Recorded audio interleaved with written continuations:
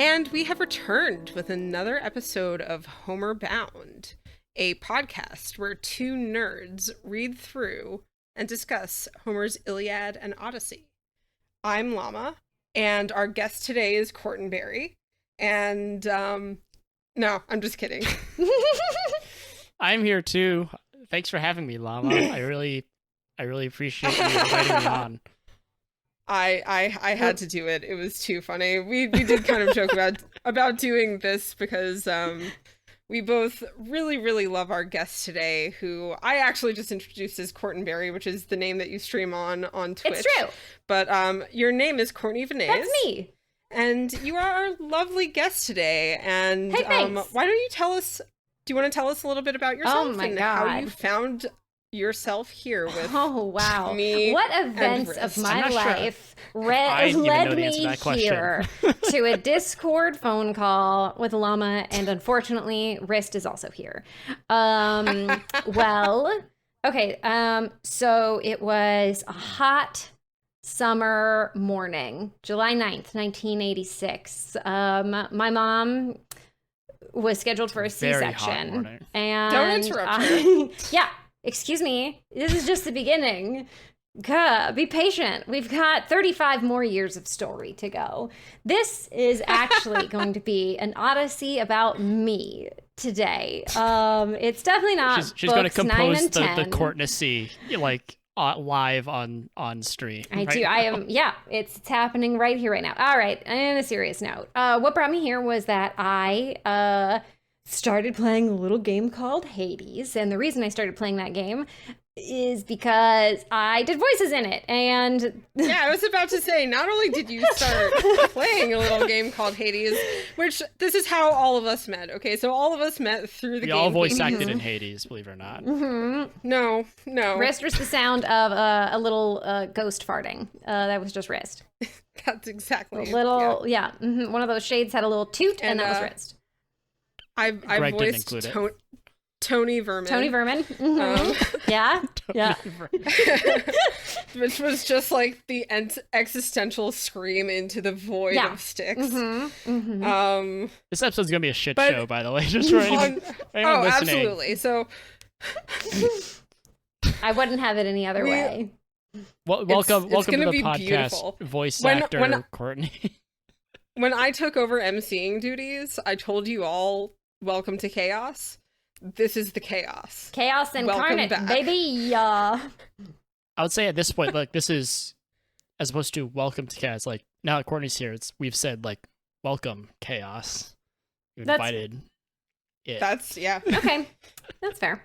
the most beautiful chaos. It's beautiful chaos. It's time to let Jesus take the wheel, folks, because Courtney is here. Things are not going to stay on track. It's funny, I'm torn between really like loving and appreciating and being enthusiastic about the classics, about the Odyssey, about this form of storytelling, about this translation by Emily Wilson, and also the other half of me is just an absolute gremlin who is so excited to be hanging out with Llama and thus tormenting Wriste.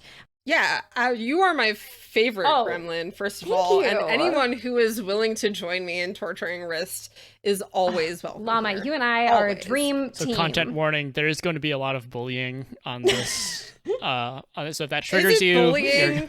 Is it bullying? Is it bullying or is it just stating a lot of facts? I don't know. That being said, let me go ahead and really briefly get through our content warning, because I feel like this is probably a really good time to do this before we get completely off the rails. Content warning. Even though that has kind of already happened. We are clearly immature. We have potty mouths. We say bad words. There is violent content in the Odyssey. There is mature, adult, hugging and kissing content in the Odyssey. Listener, be advised. And now that that's over, let's get back to the fun. So I actually do have a question for you, which is, have you read the Odyssey before this? I have. I read it when I was in college. That was in 2004, 2005. So almost 20 years ago. And the Odyssey wasn't my favorite of all like the books that we read. I remember enjoying the Iliad a lot more. And I liked reading about like Clytemnestra and Agamemnon. I liked reading about Jason. I liked reading about Electra a lot more. Odysseus was sort of, I don't know, I think compared to, at the time I remember thinking compared to so many other characters in Greek mythology in the classics, I don't know, he wasn't as compelling to me at the time. And I will say that hasn't necessarily like changed a whole bunch. It's fun to go back and reread it. And it's definitely great to reread it from Emily Wilson's interpretation of it. And I really liked her foreword in the book and her notes. I think, and I'm excited to talk about it. So yeah, I have read it. All I remembered was that it wasn't my favorite piece of literature that I read back in the day. So I'll add real quick. So when I asked you to come onto the podcast, I asked you like, oh, what book would you like? And you said, oh, the one with Circe, which is book 10. Mm-hmm. And considering what you just said about how you feel about Odysseus, that definitely tracks, like, I want to talk about Circe. So I want to talk about someone else in here. Well, and it also has to do with the fact that I did read the book Circe by Madeline Miller. And that's great. I don't want to like spoil anything, but it takes this one character who's really only in this for 2 books. She shows up in book 10 and then a little bit in book 11, which we're not talking about today, so I won't even go into details there. This one character, and just really fleshes her out, and it's such a great perspective. It's such great storytelling. It's great prose. Madeline Miller also wrote The Song of Achilles, which came out, I think, like 9 years ago. I haven't read it yet, but I bought it the same time that I bought the Odyssey because I liked Circe so much. Yeah, we've definitely mentioned that Song of Achilles a couple times here. I personally haven't read it. I actually haven't really read much. Gosh. Llama, you and me, we're going to have a book club. I love that. I am one. Heck yeah. Do a spin-off podcast. On board with yes. that. Let's just cancel this. Let's cancel this. Let's turn it. Let's get Wriste out of... Today, Llama learned how to move Wriste out of the Discord chat. And honestly, things are never going back to the way that they were. So... going up from here. For once, I get to do the Llama evil has the power Wriste now. Laugh. But yeah, so that's why I wanted to talk about this book, is because I had all this supplementary like information, this new perspective, and I feel like if I hadn't read Circe, I don't know. I like talking and I like hanging out with you too, so I probably would have said yes to doing this, but I would have been pure like chaotic disaster. And right now I might have some insights and some opinions. Well, so thank you, Madeline Miller. I'm super glad we were able to get you on, and I'm super glad we were also able to get you on for a book that, tickles at your brain and gives you fun thoughts. And so on that note, let's do a little recap of where we were before. We had Athena in little piggy tails lead our hero Odysseus up to the kingdom of Phaeacia to meet Arete and Alcinous, the queen and king. There was some feasting, there was dancing, there was games, and in the process of all of that, Odysseus heard this blind bard sing a song, which made him very emotional and elicited questions from the king and queen as to, who are you? How did you get here? What's going on? Why are you crying at dinner? We've established a little bit previously that they don't like it when people cry at dinner time. I'm the same. I really don't like it when the people I'm having dinner with just start crying. It just ruins It happens to me a lot. Although less so with Alcinous and Arete. But in any case, this has brought us to the point where Alcinous has asked Odysseus more concretely, who are you? And how did you come here? Please tell us the truth. And so we open up book 9, A Pirate in a Shepherd's Cave. And this is something that I know that I picked up on because it's the first line in the book. I'm sure Wriste has something to say about it. Wily Odysseus, the Lord of Lies, answered. Yeah, that really sets this up for like some unreliable narrator stuff. Like so much of the next 2 chapters is all like, as opposed to like the rest of the book, or like the rest of the epic poem. It's not, it's not Homer or telling what's going on. It's specifically what Odysseus said, and like, can we trust that? And like, wily Odysseus, Lord of Lies, like that's 2 references, like that's basically 2 warning signs in one sentence, to be like, like, take what he's saying kind of with a grain of, I was gonna say with a grain of sand, with a grain of salt. So this, you're correct, Llama. This did stand out to me. I actually checked the Fagles translation to see what he rendered it as. It has Odysseus, the great teller of tales, launched out on his story. Interesting. Which is obviously a little bit different, and this is all conjecture because, of course, as I've said many times, I can't read the original ancient Greek. Emily Wilson will, or it seems like she is sometimes. I mean, I guess as all translators have to do is reaching for like an understanding of the text and putting that into the translation. Like these example is Athena's pigtails, right? Fagles had it as like Athena with the braided hair, but she's a little girl skipping, and so it makes sense that you could describe these as like pigtails. They'd probably be them, and so you can just say that, even though like there's no ancient Greek word for pigtails. I guess this is something that's interested me about translation. We've mentioned the Lattimore translation. I've read the first book of the Lattimore translation, and it's really it's a lot more neutral, as we discussed a little bit earlier.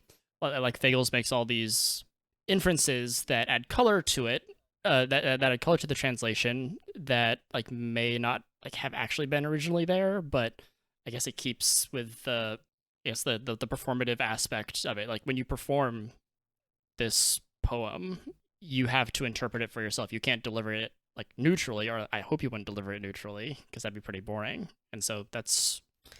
Yeah, I mean, this is a theme. This is a theme that we've kind of looped around and come back to many, many times, which is this is such a different translation. It has a different tone to any translation of this I've ever read before. And there's so much that can change between translations just depending on the person interpreting it. And so it's interesting. I really actually kind of love that you were able to look up what it was in the Fagles edition, because I was kind of curious as to like how directly does this actually translate, and what is Emily Wilson telling us here right in the very beginning of this book. Fascinating. This also made me think of when I was talking about how like imagining ugly Achilles, right? Because Achilles is usually imagined as like very like smooth, handsome young man. Brad or whatever. Pitt. Brad Pitt and yeah, his like Brad gorgeous Pitt, ass. Yeah, or a beautiful blonde-haired man. But when we talked about Achilles, seems like he's got a lot of ugliness about him that maybe isn't well represented in his figure. But as I was thinking about that, it's like, well, like in a way that like I'm doing some translator's work here as well. Like if I make Achilles ugly, I am doing some of the critical heavy lifting for whoever's watching or looking at this piece of artwork. I am expressing commentary on Achilles if I were to like bring this ugly Achilles representation to the fore. And I feel like that's kind of a similar thing. That's a decision that Emily Wilson has made here, saying instead of saying something more neutral, like he tells a lot of tales, this has like the much more obviously morally loaded word lies. Yeah. So that's how we start this off. Like this lays the groundwork for us in terms of like mood and tone. But then we get into the story. And I think this is one of like books 9 and 10 where Odysseus is actually finally telling you the story of what the hell happened to him, are people's favorite books in the Odyssey. Because the entire story is like captivating. It's full of adventure and craziness. There are giants, there's people getting eaten and smashed and all kinds of things. And I know that when I've talked to people before about the Odyssey, like everyone always brings up the Cyclops. Everyone always brings up, you know, the ruses that Odysseus has to come up with over and over to get out of things. And like, as we've kind of talked, Wriste and I have talked about before, like the Odyssey kind of teases you. And you think you're getting closer and closer to hearing this story finally, and now we're here. So I'm super, super excited for this. Yeah, I was going to say that is one of the few things that I remembered. And I did not remember it happening so close to the Circe bit. So I'm glad that I get to be here for both of those things. Too. But yeah, I know that just like the tale of Odysseus, you know, tricking the cyclops and using, like, saying my name is no man, that whole oldest, you know, trick in the book thing that all started with Odysseus. So it was fun getting to it here.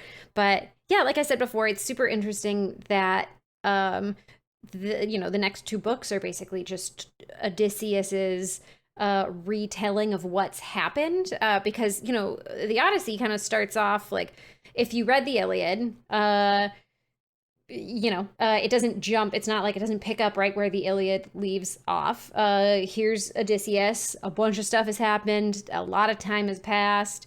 And now we're like, you know, it takes 9 books to kind of fill in the gaps between the end of the Trojan War and where Odysseus is now.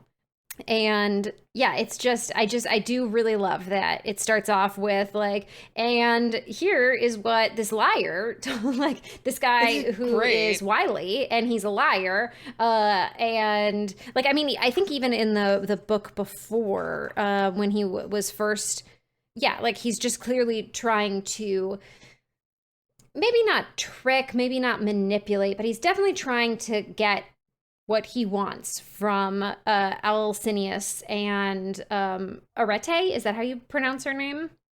Arete? It's listed as Arete. Arete. Yeah, that makes sense. Okay.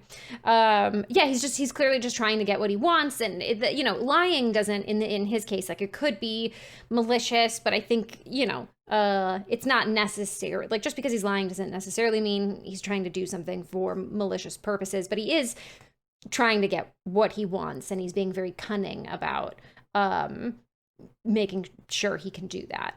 Yeah, he's playing into the situation. Right. Mm-hmm. I also like, Courtney, what you pointed out just a little bit earlier ago, how we're given, like, these next 2 books, I think, are just Odysseus talking. You know, it's not the poet narrating what happened.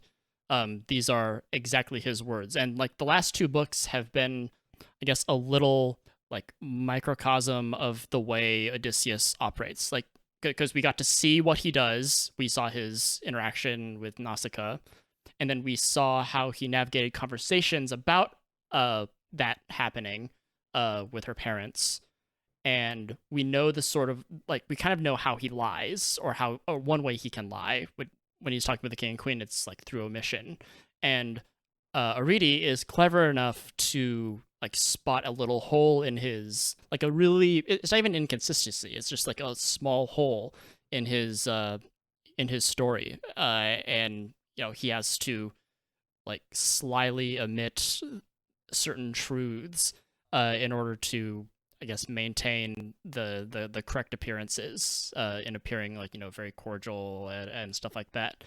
So now that we are sort of on, we're kind of listed, honestly, if we want, these next 2 books are being told from the king and queen's perspective, because we're there listening to what Odysseus has to say. It's like you're sitting around a campfire listening to a story, you know? Yeah. It very much has that feel to me. And kind of going off of what you both have said about, and I have said as well, about, you know, this starting off with him being called the Lord of Lies by the author. Not only do we get that, but shortly into the beginning of him starting to recount this story, he says, you know, I'm going to tell you who I am. Not only, you know, so that you know, but so that maybe someday you can come visit me. And then he introduces himself I am Odysseus, Laertes' son, known for my many clever tricks and lies. So he, like, comes right out with it and says, I am known for this. This is me. I am, you know, the witty, the clever, the liar. And he tells them that up front. I kind of love that, because you're kind of thinking that to yourself as you're being told this over and over throughout the Odyssey, but then your main character, as he starts telling this story, is just like, I'm known for lying. Yeah, that's definitely a risk to take. It is. But you know, like, obviously Odysseus's reputation precedes him, so he can either not mention it and people are like, right, you forgot to, there's this thing we know about you, and it's that you're a trickster. So yeah, it definitely seems like he's getting out. He's leaning in front of into it. He's leaning into it. Like, hey, I'm being totally honest with you about the fact that I lie. So it's just funny. He's, you know, trying to gain his audience's trust. And it, you know, like, we didn't see almost any of what happened that he's, you know, talking about happen. So we all just have to take his words at face value. But I definitely think there's some room in here where it's, you know, you have like questions about what he's saying. Where, yeah, I don't know, like, just when you're reading his like grand tale, his speech, it's sort of going back and rereading it, like, knowing that this person is like a liar, that he's how much of this can you take at face value?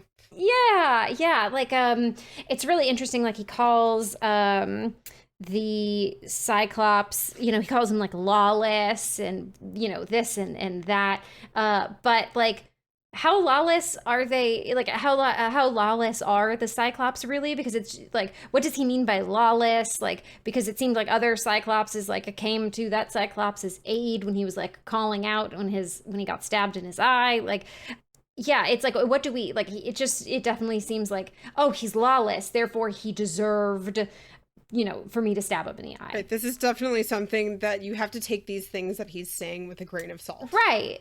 Yeah, he's the guy who like just showed up, you know, to the Cyclops' cave, and potentially, you know, was going to steal all of his, ate his cheese, was going to steal his wine, you eat my meat. Cheese, you eat my food, and you call me lawless?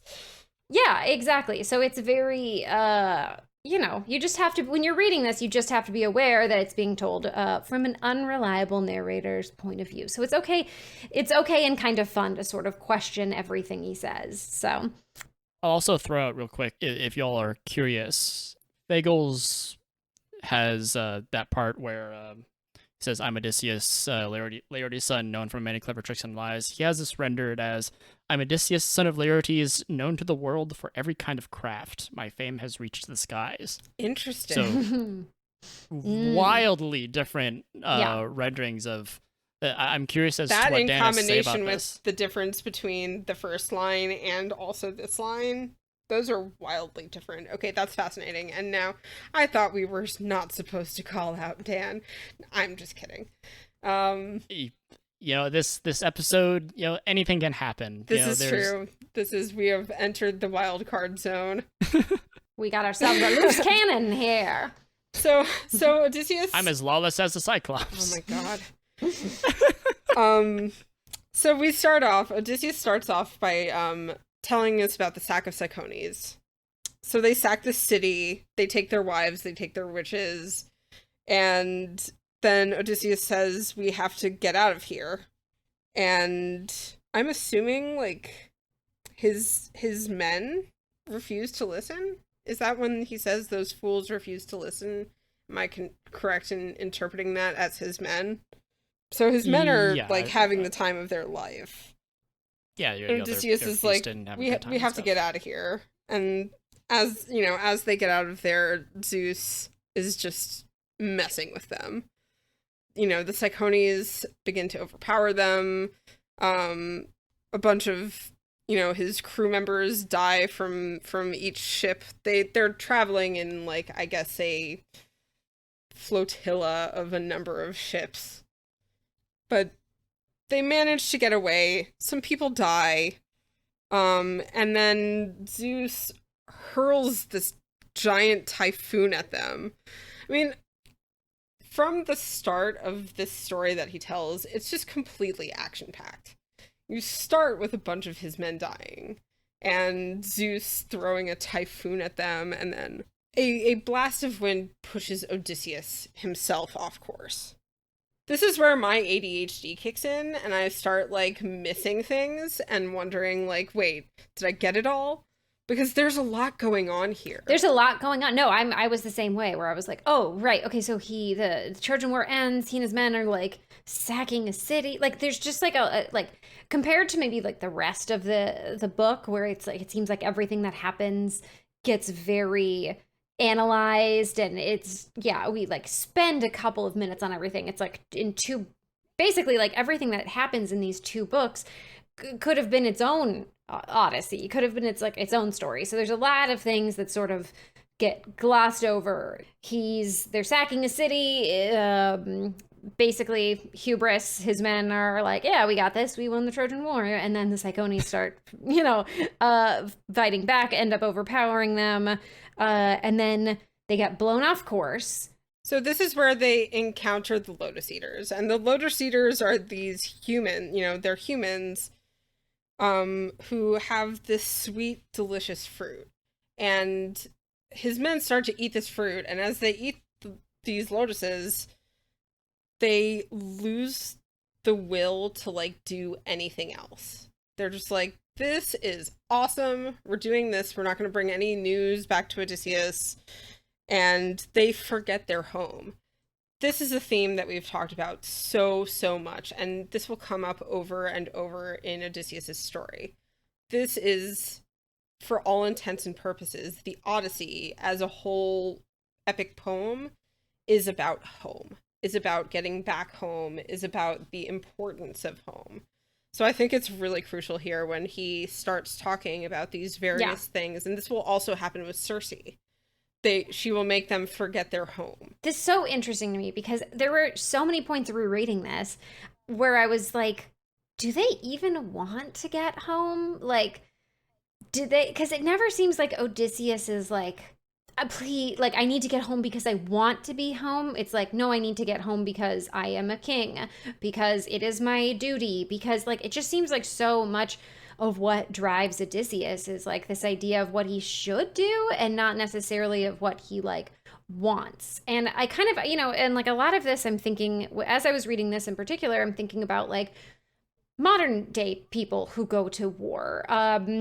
I know, like, a lot of them find maybe their identity in being a soldier or, being in, like, a military, and it's hard for them to come back because they're not necessarily surrounded by people who understand them. And that's why I thought this, like, Lotus section was particularly interesting, because it's essentially, drug use. Like, it could, like, they basically fall into, like, drug use, and they forget their memories. Yes, they forget home. They don't have to, like, think about home, but they're basically just, high as little kites. They're living in this happy little dream world where everything feels good, and they just spent a whole lot of their life being uncomfortable, being in, like, a really bad place and probably experiencing trauma. And now they got these nice little lotus fruits, and they don't have to think about anything or do anything. And I feel like that's a conversation that we for sure have in the world today. This is a conversation that this is something that I've brought up with Llama a few times. How a lot of these characters are very, like, black box. We're very often, like, given things they say, and we're told things about them, but we don't really know what's going on in their head. Right. Mm-hmm. Like, for instance, we know that, like, we've been told, for instance, that Odysseus is grieving for home, and he's crying on the on Calypso's beaches. Like, something like that is fairly concrete. Like, we can at least get a sense that this is something that he longs for to one degree or another. And also, on the subject of, like, finding your place elsewhere, honestly, I think that's the last thing that would happen to someone like Odysseus. Odysseus shines most among people. Like, in civilization, because he's not the strongest warrior. He wasn't born to kill like Achilles or Diomedes or Ajax. he's more of like he's like we said, he's cunning, he's smart, he's a trickster. And most importantly, when we see Odysseus with Penelope, you get the sense that like Odysseus doesn't think the way other people think, neither does Penelope. They're both like ultra like cynical, suspicious kinds of individuals. Yes. He doesn't seem like a romantic. Maybe, but the thing is, like they both are into that sort of thing, or like they're like, and that sort of mindset. Just I don't think it. I'm not sure if Odysseus can like really thrive anywhere else aside from at his home with Penelope, because like they are so like it's. I'll bring up the scene from or the episode from Community once again. The one have you watched Community, Courtney? Yes, I have. Mm-hmm. Yeah, okay. Yeah, you know I think his name's Todd, right? He's the veteran. It's when the group has tried to do like this science project, and a turtle is in a wastebasket, and they throw like flaming papers into the wastebasket, and he has to save the turtle. And he's like horrified. He's like, your Todd. love is weird and evil. Like that's the feeling I get with Odysseus and Penelope. Like they are made for each other in the same way. And this is from my conversation with Dan. This is kind of with Dr. Daniel. This is kind of borne out in the Greek as well. Like they are of it's literally translated as like they are of one mind, or of like minds. They're made for each other in the same way that like the ultra chaotic group in Community is like just kind of made for each other, and they complement each other in like really sick and twisted weird ways. This is a long way of saying like Odysseus, at least by my reading of it, Odysseus absolutely has his life where he can like really be himself at home, I guess. Okay, that's fair. It's just like it's just all the things that happen where it's like, oh my god, are you even trying to get home, bro? Like he just, like his hubris gets in front of it, like yelling out his name once, he leaves the island with the cyclops and being like, BT dubs, I'm Odysseus. Moment. We're gonna talk about that. Yeah, and then the fact we're going to talk about that very shortly. It's just like, are you actually just trying to get, are you trying to get home? It just seems, I see a lot of self-sabotage in there is all I'm saying. So maybe he thinks he wants to get back home, but maybe he doesn't. So I think one of the things for me is like, I really do think he genuinely wants to get home, but I question whether the people he has surrounded himself with share that ambition as much as he does. But he also kind of says, like, I mean, and this is a very plain way of saying this, not in the way that he did, but he basically says, like, I'm surrounded by schmucks. Yeah. Like, these people who I'm traveling with are idiots, and they keep messing this up for me. I'm trying to get home, but they keep doing all this stupid shit that, like, I now have to get all of us out of. And then we're just dwindling numbers in the process. Yeah. Because people keep dying. Yeah. So I think, this part with the Lotus Eaters, and just, this is the first time that, I mean, not even really the first time, because already during the sacking of the Cyclones, like, he's saying, like, come on, we gotta go. And they're just like, but food and stuff. Yeah. So the fact that they forget their home so easily, but he has this like laser focus on getting home, and it seems that everyone else hampers that for him. And you're correct in saying that, like, a lot of times he does it to himself. Mm-hmm. Like when he fell asleep. You could see Ithaca. You could see it, my dude. Absolutely. Like, so let's sally forth, as I know Courtney and I share a love of this phrase. And the first time I said it to Wriste, he was like, "That's the first time." Oh, okay, yeah. I remember. Remember earlier on when we were doing this, and you were like, "Why didn't you say sally forth?" Because it's a perfect sentence. That's a wonderful phrase. It's lovely phrase. Yes, I'll sally fifth.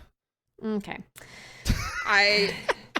So we're in the middle of a recording, so I'm not going to drag you out of the Discord room, but you're making it really difficult.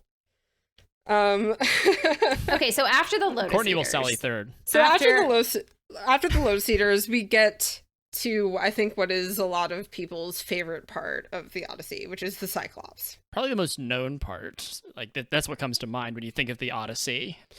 I think it's one of the most widely, one of the most widely depicted episodes in the entire story.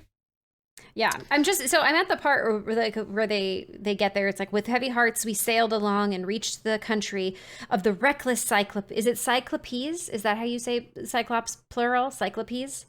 Cyclopes. Cyclopes? Cyclopes? I've been wondering that, and I have no earthly clue. Okay, I'm gonna say Cyclopes because it has the word P in it, and that's fun. I love it. Lacking in customs, but I'm just like, are they? Like, it feels very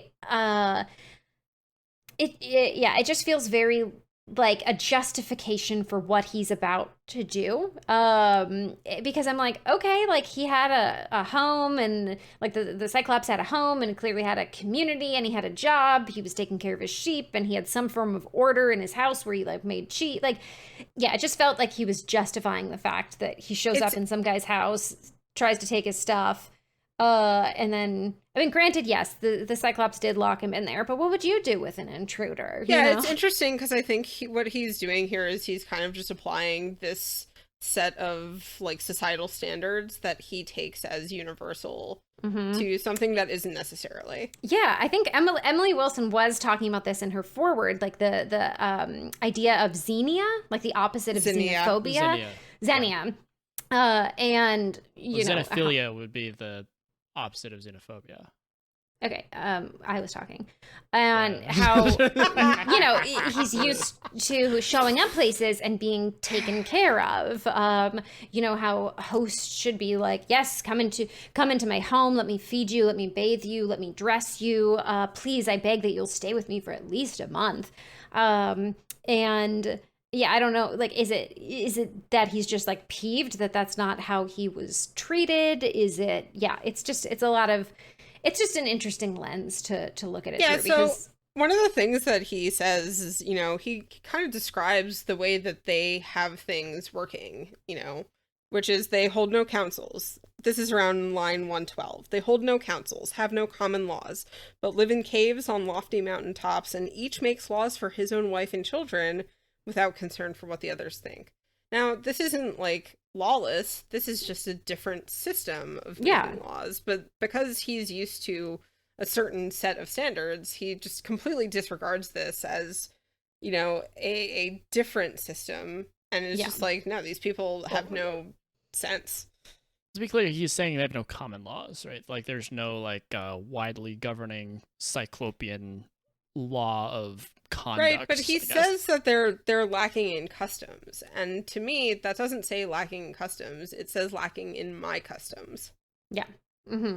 I think there are a few further little clues to kind of this perception that he has, because he also says, with boats they could have turned this is 130, line 130, with boats they could have turned this island into a fertile colony with proper harvests. Like, he just has this idea of the way things should be, and these people don't adhere to that at all, and because they're not his customs, he kind of just throws them out. It's a real colonizer mentality, if you ask me, but it's fine. I would say it's never not change. It's not so much like they're not his customs, because when he go, like, wherever he goes, this is sort of what he expects, because this is like Zeus is the god of strangers and wanderers and beggars, and this is sort of the understanding that he's banking on when he attempts to to meet the Cyclops. He has the delicious wine that he's brought as like an offering, which is also a little, I guess, atypical, because up until now we haven't really seen like a guest show up to a place and offer like something in return for the things that they've gotten. Yeah. If anything, I was going to say Odysseus shows up and his men were like, let's steal this stuff. And he was like, no, let's hang out and get like a gift from him. Let's see what kind of gift. So it's not even like him. Yeah, it's not that he doesn't steal because he's altruistic or whatever. He's just like, well, let's see what this guy's going to give me. I don't know. I just kind of see this as him operating on like a different value system. Yeah. Which is reasonable, because you're not incorrect in saying that, like, everywhere else where he goes, these are kind of the customs that are followed. It's just that doesn't necessarily apply to every single place on the planet Earth, or even, this area of Greece that he's traveling around. Like if I'm thinking of like the concept of Zindia, of like welcoming and helping strangers, and this is something handed down by Zeus, who is like the mightiest god. This is something that like I would hope would be, I guess, universal. And as the Cyclops, as Polyphemus says, like he has no love for Zeus. Like you're like, Zeus sucks. Like we could beat him up easily. That helps as an explanation for why this isn't something that like he commonly holds, even though this but is. But also like, keep in mind, this is all Odysseus's telling of what happened. So exactly, grain of salt. Like this is someone that like he wronged, and he has to so much, like a healthy pinch of salt. I've always loved that term in cookbooks, because like people have so many different hand sizes. What is a pinch? Yeah. What is a pinch of salt? But let's go with a healthy, maybe at least like half teaspoon pinch of salt. Yeah, we're gonna need some salt here, because this guy like broke into another guy's house, stabbed him in the eye. They had a thing, so he's like, in my opinion, stabbed him in the eye after he ate some of the men. It's true. Yeah, I mean, like, okay, so let's get even further into this, because we're having fun. He is describing this, these people that he has now is meeting, and kind of the way that he perceives them, and some god, it's not specified which one. He just said some god gave us good hunting. They hunt some goats. People start eating. And then they kind of, I think it's Odysseus, gathers everyone together and says, okay, I'm going to go explore. I'm going to see who these people are, if they're angy, if they're not angy. Or if they welcome strangers, if they fear the gods, are they like us or are they not like us? And so he goes exploring, and he finds who we will find out is Polyphemus, who is described as a massive man. This is around line 186-ish. A massive man who shepherded his flocks all by himself. He did not go to visit other people, but kept apart, and did not know the ways of custom. In his build he was a wonder, a giant, not like the men who live on bread, but like a wooded peak in airy mountains, rising alone above the rest. I love that description. We've talked about, like the detail in some of the descriptions. We've had, several like really lengthy descriptions of these palaces and various settings. But this is a relatively short one, but I think it kind of says it all. A wooded peak in airy mountains. I think it's probably one of the reasons why people sort of latch onto this particular story. It's much longer than the Lotus Eaters, and as you said, it's more vivid. The Lotus Eaters is one like short little blurb, but the story about the Cyclops goes on for pages. And so they find the cave, and they find his cheese. And next to that part, I just wrote cheese. That is the correct response to cheese. Kind of delicious Cyclops cheese. Yeah, I'm wondering, like, I mean, obviously it's like a sheep's milk cheese. It's probably delicious. And they think so too, because they take a bunch of this cheese. And Odysseus suggests that they, like, take the cheese and kind of run off. Well, the crew suggests that they take the cheese and... you're right. The stuff and run off. And Odysseus is like, okay, maybe... This is right. Odysseus wants to see if he can get some sweet, sweet gifts from the Cyclops. I always misread that. If we're to compare, since obviously like the concept of Zinnia is like super big in this, and we have sort of, I guess we can return to the ideal display of Zinnia with Nestor, and we can also look at all the others, right? Like there's like this ideal one where like great guests, great host, and sometimes it's like really bad guests, even though the host is like kind of working hard, like with the suitors. The suitors are bad guests. And sometimes they're bad hosts, like with Circe, or Calypso. This is a case where I would say that like both the host and the guest are like pretty bad. Yeah, like they this break into all his... happens completely ass backwards. Yeah, like they break into the place and without asking permission, they eat his food. Not unlike the suitors in his own home, I guess. And then the Cyclops just has like no regard for their lives and decides, okay, I guess we're going to eat them. Yeah. Like, Well, it it's was pretty interesting tasty. because like they're sitting in this cave. They're sitting in his cave eating his cheese, and he comes back from, you know, wherever he's been and like goes about all of his chores. He milks all his sheep. He, you know, gets the little lambs to suckle to their mothers. He takes care of all of his like housekeeping, and then he turns around and there's just a bunch of people in there, and he's like, what the fuck?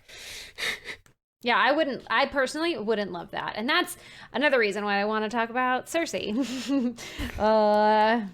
But yeah, no, I don't love, I wouldn't love that. I would also be pretty pissed. And I think Odysseus would be pretty pissed if he found out if he knew what was going on at his home right then, where there are a bunch of suitors like eating all of his stores of food, and being bad guests. Like he gets pissed off about what they're doing, and yet he justifies why he does the same thing. It's a really interesting parallel.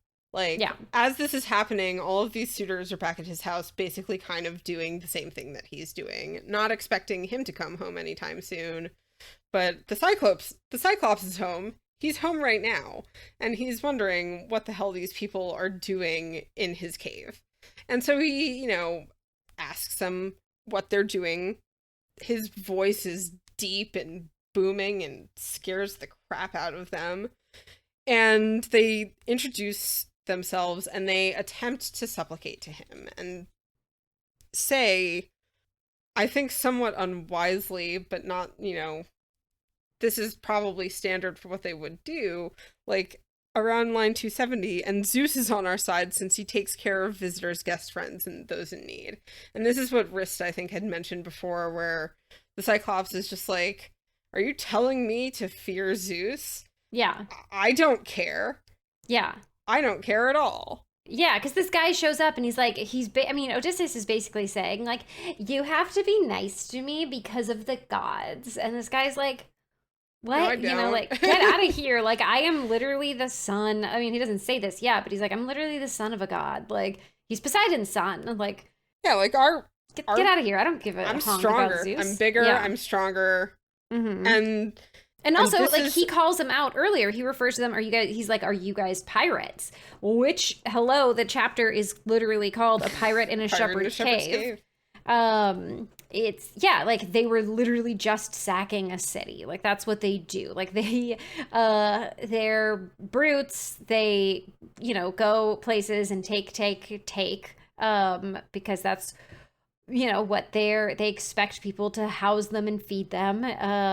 You know, they take that as granted. I don't know. My personal interpretation is that the Cyclops is like, I know what you're about. I don't have to take care of you. You can't tell me what to do. I'm the son of a god. I'm big. Y'all can get the hunk out of here. Yeah, and it's in light of this that I think that Odysseus's next move is particularly bold, and spoilers, this will backfire on him. Maybe not necessarily backfire directly in terms of like what he says, but like things are not going to go well. So Odysseus, you know, says, he spoke to test me, but I saw right through him. I know how these things were. I answered him deceitfully. So he lies to him and says, you know, Poseidon wrecked our shit, and this is how we've come here. And this is where I wrote next to the next paragraph, oh, okay, that escalated quickly. Because the Cyclops' response to this is to not reply at all and just reaches and grabs two of his men and just smashes their brains into the floor. Well, I think it's worth noting that the deceit is is more about the location or the well-being of their ships. About where they're going, but I think it's still just a... Well, not so much about where they're going. It's he's saying basically, we have no ships. They're gone, when in fact they're perfectly fine. That's the deceit that he's bringing on. But in any case, his response, as so often it is to just lie. And also, I'm sort of like, I mean, it never gets said, but like, he's like, oh yeah, well, Poseidon shipwrecked us, and like, you're lying about this guy's dad. You don't realize that Poseidon's Polyphemus' dad. I don't know. I feel like the Cyclops figured him out, saw right through his BS. And yes, he did. Wow, things did escalate quickly. He did do some head smashing. Things escalated some human eating. He eats them right on up. Gobble gobble. So yeah, that's not great. That I wouldn't say that's like a great characteristic in someone. But I can also see where he's coming from. Wriste, you look like you have some thoughts about this. I have thoughts about everything. I mean, you know me. I know that. I mean, I'm generally cool with like I think it seems as though Odysseus has figured out that the Cyclops doesn't actually mean to help him at all. So like this lie makes sense. like this is like, if you want to have any hope of getting back home, you're like, yeah, we don't have any ships, and Please I actually don't think that the Cyclops. Them. I don't think that the Cyclops is like necessarily. I don't think he has Odysseus's number. I just think that he doesn't really care. And I absolutely agree with that. I think the Cyclops is just like, I'm hungry. He has cheese and meat, though. That's fair. Yeah, that's fair. I personally think it can go either way, because I know that our narrator is unreliable. So yeah, I'm salt in this situation. Well, part of the question that we kind of have to try to answer for ourselves is, like, obviously we know from firsthand experience that Odysseus will omit things from his stories, or twist facts a little bit to make it seem better, and we have to figure out for ourselves like how much of this has been given that treatment. And further, we kind of have to also ask ourselves, like, is this even something that I guess as I'm reading this, like, how is it possible for someone to recall with such clarity these sorts of things? Like think about like any action or situation or event that you've experienced has been experienced by someone else, and that will be explained in a different way, even if you think you're remembering it like perfectly clearly. Like this I imagine is why the poets call on the muses for their inspiration, right? Like, because I think it's one of those common sayings that, like, you know, every story has two sides, and then the truth lies somewhere in between that. Y'all should do an episode. That's a mock trial. Oh my god.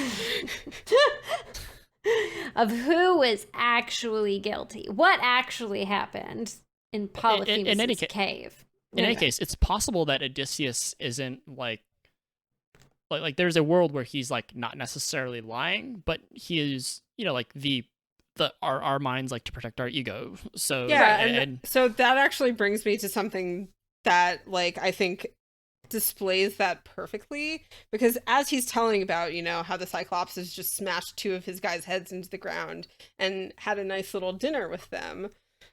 He then goes on to say, you know, we felt so helpless, and then thinking like a military man, I thought I should go and stab him. But then I thought, no, that's probably not a good idea. And I'm just thinking here, like, you think? You know, like, do you think that this guy who just picked up two of your men like it was absolutely nothing, yeeted their heads into the ground and then ate them, like maybe it's a bad idea to stab this giant Cyclops? Well, the reason why he realized this is a bad idea isn't because, you know, I don't think I can kill him. The reason why is because the rock is in the way of the cave. They can't get out. The rock that this giant Cyclops picked up and was just like, boop, now you're trapped. Yeah.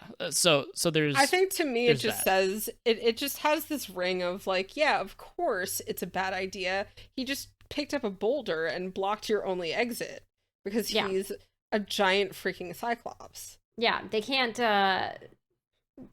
it's not a good idea to kill him because you're just gonna be stuck in that little cave. He's gotta open that cave. Otherwise you're gonna be in the cave with a rotting corpse of a cyclops.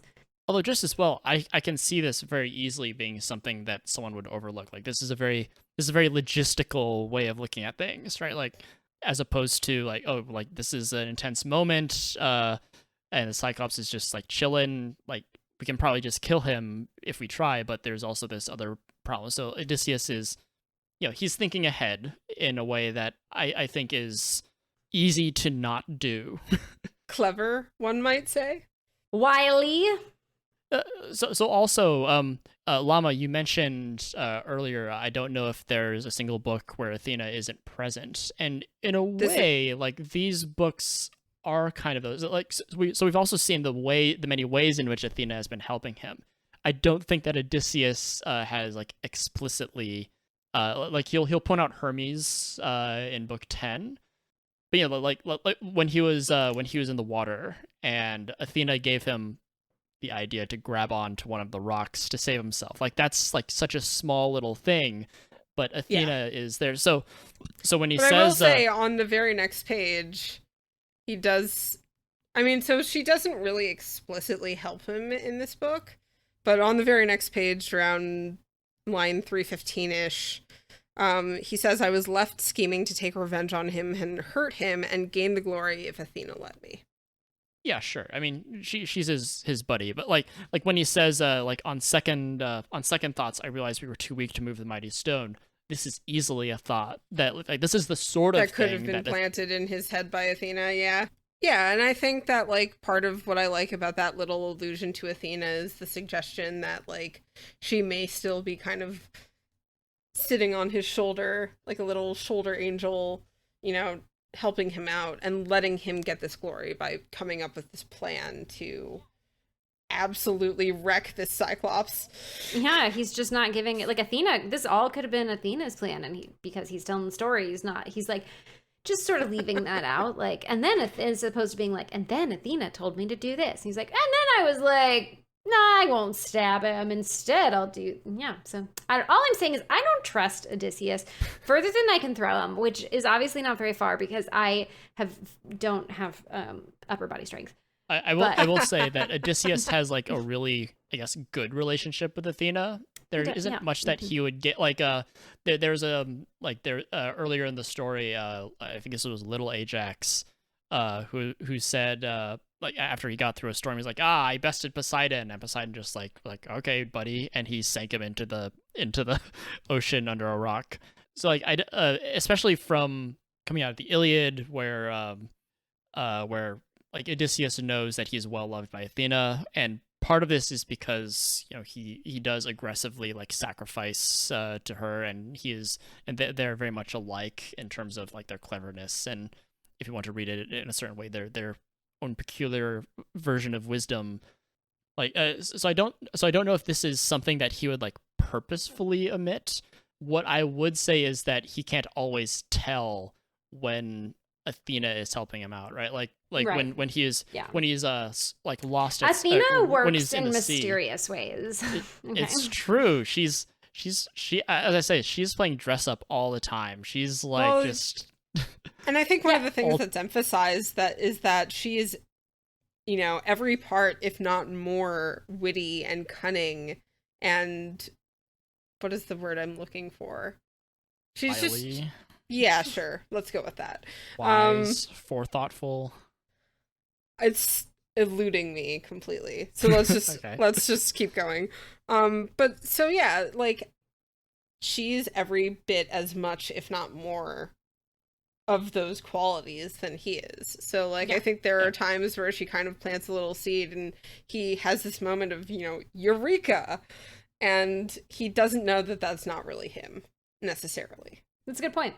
But I just I do love the no man plan, and I would love let's get into it. It's fun. It's fun. So Odysseus has his men take this, what is presumably massive piece of wood that is intended to be the Cyclops' walking stick, and he has them sharpen it down to a point, and then has them cast lots to see who's going to help him shove this giant pointy stick into the Cyclops' eye. And the Cyclops comes back, he does his chores again, he keeps eating Odysseus's people. Every time the Cyclops comes around, he just grabs a couple of Odysseus's men and just like, nom, nom, nom. It's like me with peanut butter pretzels. Like, oh, every time God, I walk love through peanut butter the pretzels. kitchen, it's Yes. just like, I'll just take a little handful of these little snacks. Nom, nom, nom. Yeah, and so Odysseus thinks, if he likes to snack on peanut butter pretzels so much, which dry your mouth out, they've got that like salty pretzely thing going on. Yeah, they do. Maybe he wants a drink, so he starts getting the Cyclops to drink all this wine, and I think it's a like special wine that he brings as a holy offering. That would take a lot of wine to get a Cyclops drunk, but they managed to do it, so that wine must be pretty potent. I think it's described or I can't find the exact part. Let's see. It's earlier on in the book. Yeah, it's earlier, but it's described as like this really like fragrant, sweet, delicious wine. And like there's a part where it describes like a king or something like that, like adding a shot of it to a bowl of water or something, and that's like kind of all it takes, which is like pretty nuts. This wine is potent. It is delicious. I want it. Yeah, it definitely seems like the wine gets literally watered down in a lot of. It's like, come and mix the wine, and it's. Yeah, we've talked about the wine mixing at great length before, because there was a point at which I was like, what are they doing with the mixing and the adulterating of the wine? So we've gone through that before. This feels wrong to be saying this in a part where we're talking about cannibalism, but like the Odyssey in many parts of it makes me really hungry, because there's a lot of descriptions of like really good food and stuff. Mm-hmm. Less so the people eating. I don't particularly want to eat people. However, this wine sounds incredible. Though. I'm intrigued by this wine. So no, but I've mentioned this before, Wriste, that like the show Hannibal makes me really hungry, and I feel I have weird feelings about it, because like they make humans look so delicious, because it's like gourmet human. Oh no! This is another tangent about me watching the show Hannibal. This is all on recording. This is one I'm of those. aware of that.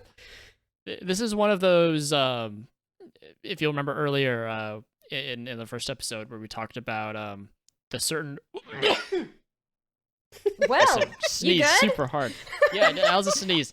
Where we talked about Penelope's scheme to keep the suitors away, where she like weaves this shroud, and then in the night she unweaves it, and she keeps this up for like 3 years. Yeah. It's like the particulars of this plan are like kind of dubious, but conceptually, like it gets the job done. It tells us that she has a scheming, clever, crafty mind, much like Odysseus. And even though like if you're paying any attention to this, like I don't know anything about weaving, I imagine I could tell like there's no progress being made on this after like 3 years. And this is the same sort of thing where like Odysseus's plan to call himself No Man in order to it shouldn't work. Even if it does work, like Polyphemus seems to be intelligent, so he might say, oh no, this is a guy who's called himself No Man, and although his fellow fairness, Cyclopses will be like, oh. Fairness, like so this is something though that I brought up before, like with the weaving thing. I think there's a little bit to which you take for granted that like these men would know anything about weaving. I wish Odysseus said his name was Seymour Butts. I love you so much, Courtney. I really, can I just say how much I love having you as a guest? That was beautiful. Is fun. We're having fun. We're having so much fun. I'm having fun. Seymour Butts is killing me by tricks, not by force. in that same way, like I think that takes a little bit for granted the fact that they have gotten this Cyclops completely wasted on this amazing wine. He keeps offering him cups of this wine, and the Cyclops is loving it, to the point where he asks Odysseus, you know, what can I call you so that I can give you a gift as my guest? And this is when Odysseus says, and I'm going to quote this, it's around line 364, 365, Cyclops, you asked my name. I will reveal it. Then you must give the gift you promised me of hospitality. My name is No Man. My family and friends all call me No Man. And then the Cyclops responds the Cyclops to this, is like, all right, and I love great. this. I will eat No Man last. First, I will eat the other men. That is my gift to you. Womp womp. And then I guess I'm curious how this play on words actually exists in the ancient Greek. Because it's again it seems fairly obvious, and again Polyphemus doesn't seem to be stupid. He would catch on to the fact that he's this sounds like. But again, no man has killed. He's trashed Wriste. He's absolutely trashed. Well, he's not trashed. He was this is a little bit after, I believe, right? No. Because what it says right after he says, I will eat you last, is then he collapsed, fell on his back, and lay there, his massive neck askew. All-conquering sleep took him. In drunken heaviness, he spewed wine from his throat and chunks of human flesh. He was drunk, what he does baby. after telling Odysseus that he will eat him last is to pass out drunk and then puke his guts out from all this wine and humans that he is. I guess I can't think of a more sobering event than to have your eyes stabbed out. I feel that would may kind be of bring you back. But at this point, that hasn't happened yet. And he's still fairly eloquent. He still, is able to he talks to his ram. He prays do you to hear Zeus. Yourself? Yeah. Although for what it's worth, I don't know. I've known many people who, can go to the bar, throw them back, and then recite prose, and do it perfectly well. Easily. So I'm just saying, I'm pretty sure this guy's wasted.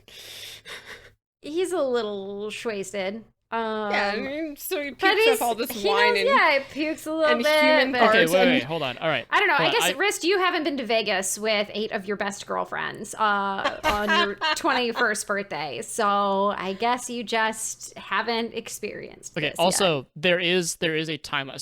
So when Polyphemus collapses and falls asleep and spews and he gets stabbed, they don't immediately leave because he still has to get out. So there's he sleeps it off basically. There's a night which passes, and then he gets up, and this is why he has to tie himself and his men under the rams. This unless the drunkenness of this wine lasts to that level, I'm not sure he's still wasted.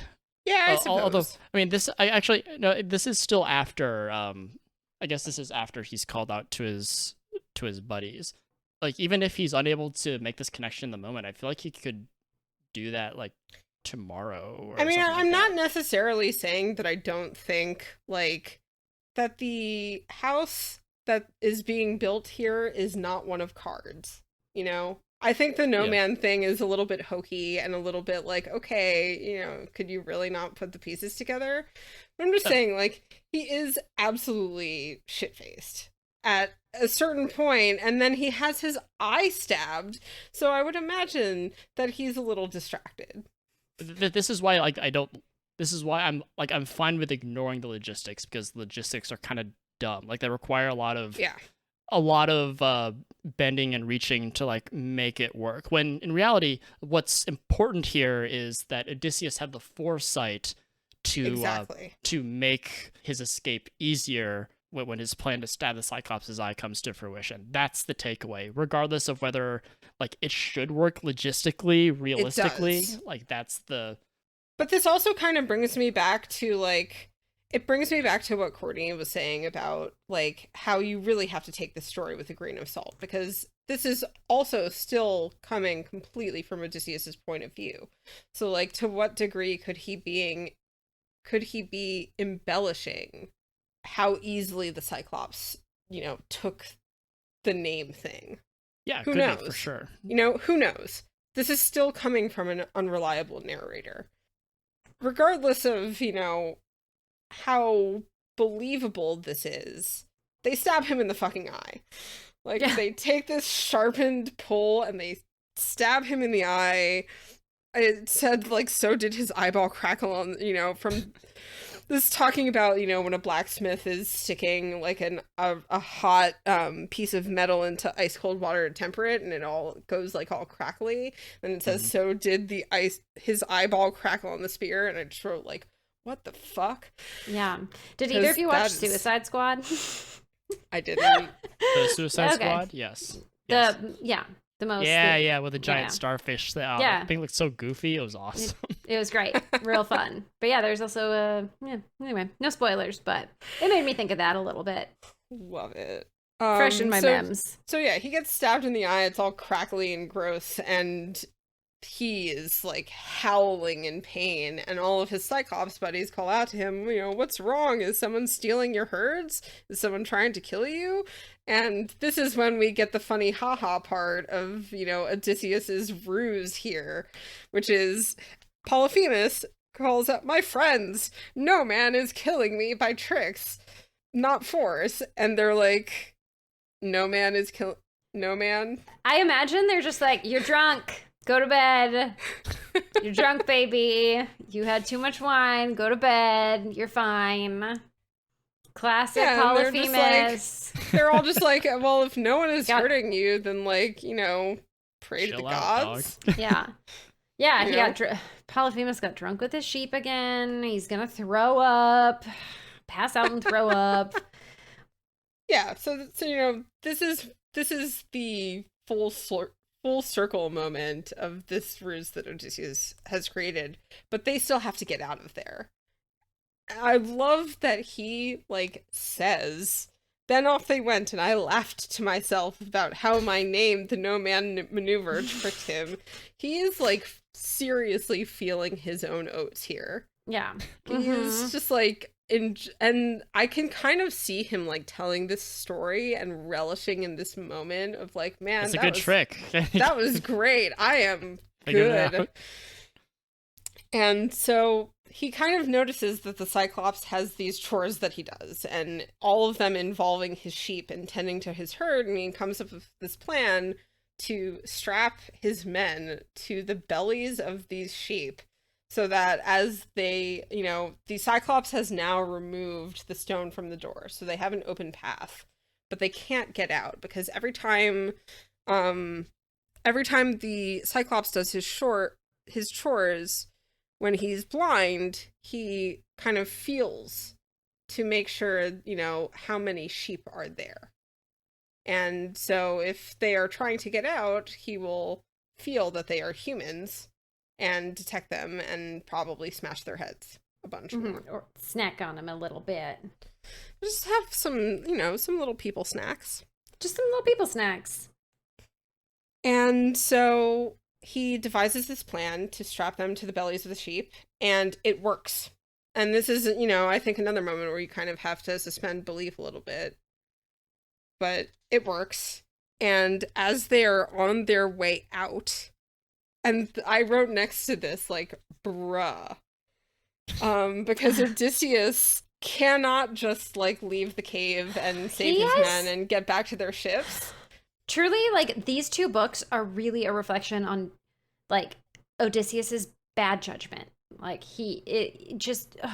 bro. So, yeah, I agree with your bro. Well, this is one of those, and we'll actually run into something similar in the next book, which, with the winds. Like, there's enough here to where these lies, if they're lies, are very weird lies to tell.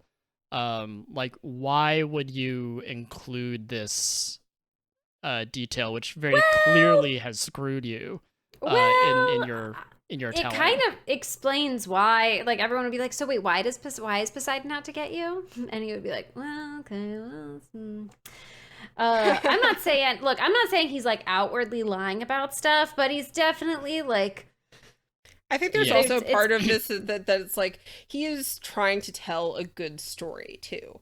Because he has an audience, and he's telling them about his own exploits. He wants to make it sound good and interesting and smart. Yeah, it is good. It is good storytelling, even if you're like, dang, it's dude. Great storytelling. I would be sitting there like, ooh, what's gonna come next? Yeah, you know, it's kind of keeping you on the edge of your seat. So as Odysseus, tied to the last sheep, makes his way out, and I'm gonna read this word for word. Hey, you Cyclops. Idiot. The crew trapped in your cave did not belong to some poor weakling. Well, you had it coming. You had no shame at eating your own guests. So Zeus and other gods have paid you back. This hits at, like, the very core of this custom, this Xenia, that Odysseus holds to be so important. And the Cyclops obviously did not. I love that he just calls him an idiot. And then says, my taunting made him angrier. Really pressing your luck here, buddy. And you also have listed in our document, he gives him his name and address. He does. Yeah. He does. So shortly after that, where is it? Oh, yeah, okay. Then he says, like, Cyclops, if any mortal asks you how your eye was mutilated and made blind, say that Odysseus, the city sacker, Laertes' son, who lives in Ithaca, destroyed your sight. And I read this and I was just like, way to give him, like, a roadmap directly back to you. Not that anything is necessarily going to come of this, but, like, you just had to. You could not resist. Like, not only taunting him, but then taunting him and telling him where to come find you. It's also interesting that he says who lives in Ithaca, even though he hasn't been to Ithaca in 20 years. Yeah. So if we're to read into that, his heart is still like very much home. Bent on home. This is one of those themes that we come back to over and over and over. Like, this is a story about home, both Odysseus's story that he's telling right now, but also, like, the grander story is a story about home. And the Cyclops reacts to this by, first of all, he says the prophecy has come true at last, and I don't remember exactly what this is in reference to, but I think he goes on further to say that, like, Poseidon had said that Odysseus would, like, wreck him or something along those lines. Yeah. And then he invokes his father. Poseidon is his father, so he invokes his father to heal him and then also to kill Odysseus. And he says, grant that Odysseus, he prays to Poseidon, grant that Odysseus, the city sacker, will never go back home.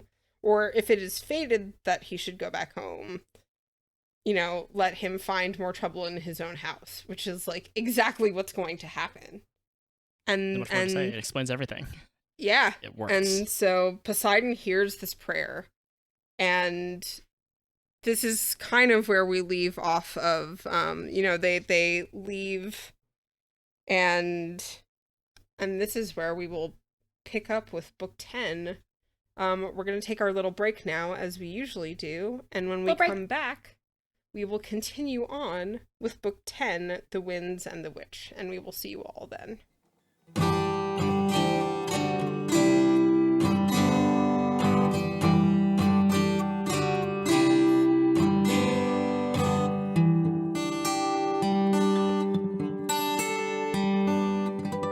Hello, dear listener. We hope you've enjoyed listening to the first part of this episode of Homer Bound. There's more to come afterward, but I'd like to take a moment on this break to say a few special thank yous. First, thank you for listening.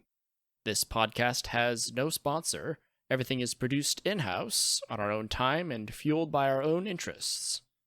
Sharing in our interests means a great deal to us, and knowing that others enjoy the content means even more. Please follow us on our Twitter at Homer_bound for new episodes, or just keep an eye on the podcast page, wherever you happen to be listening.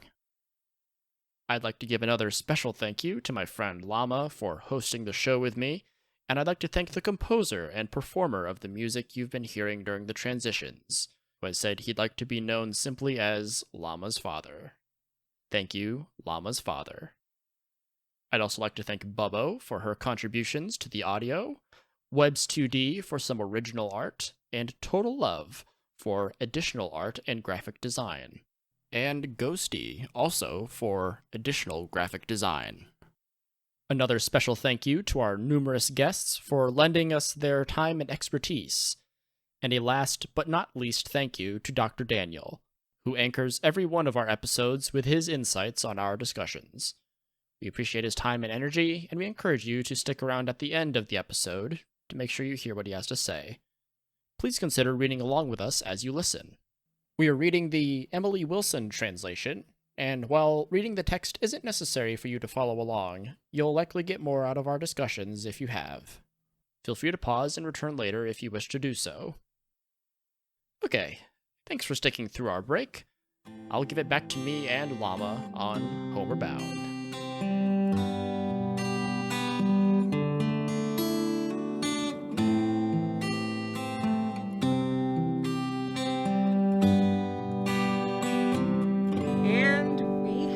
Returned. We had a great little discussion about book 9. I have refreshed my tea as per usual. I hope both of you have gotten some little stretchies in, maybe refreshed your beverage. I got a little more water. I didn't put ice in it because I was afraid I would rattle it near the microphone too much.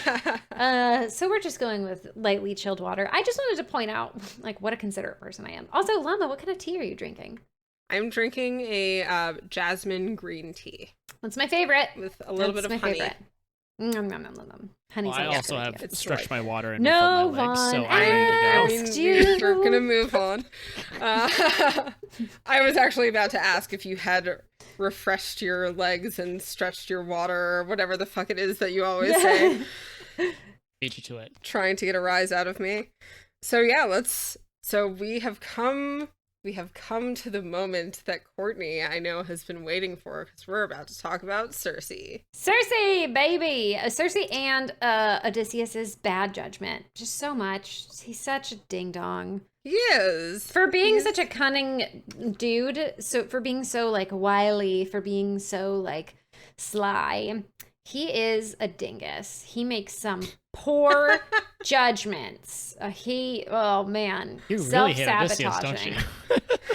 He's just, he's all no. And you know what? I appreciate Greek mythology for including flaws in their heroes, for including flaws in their gods. I think it makes it so much more dynamic, so much more interesting, so much more relatable, which is, I think, part of the reason why it has been passed on and why so many people are interested in it.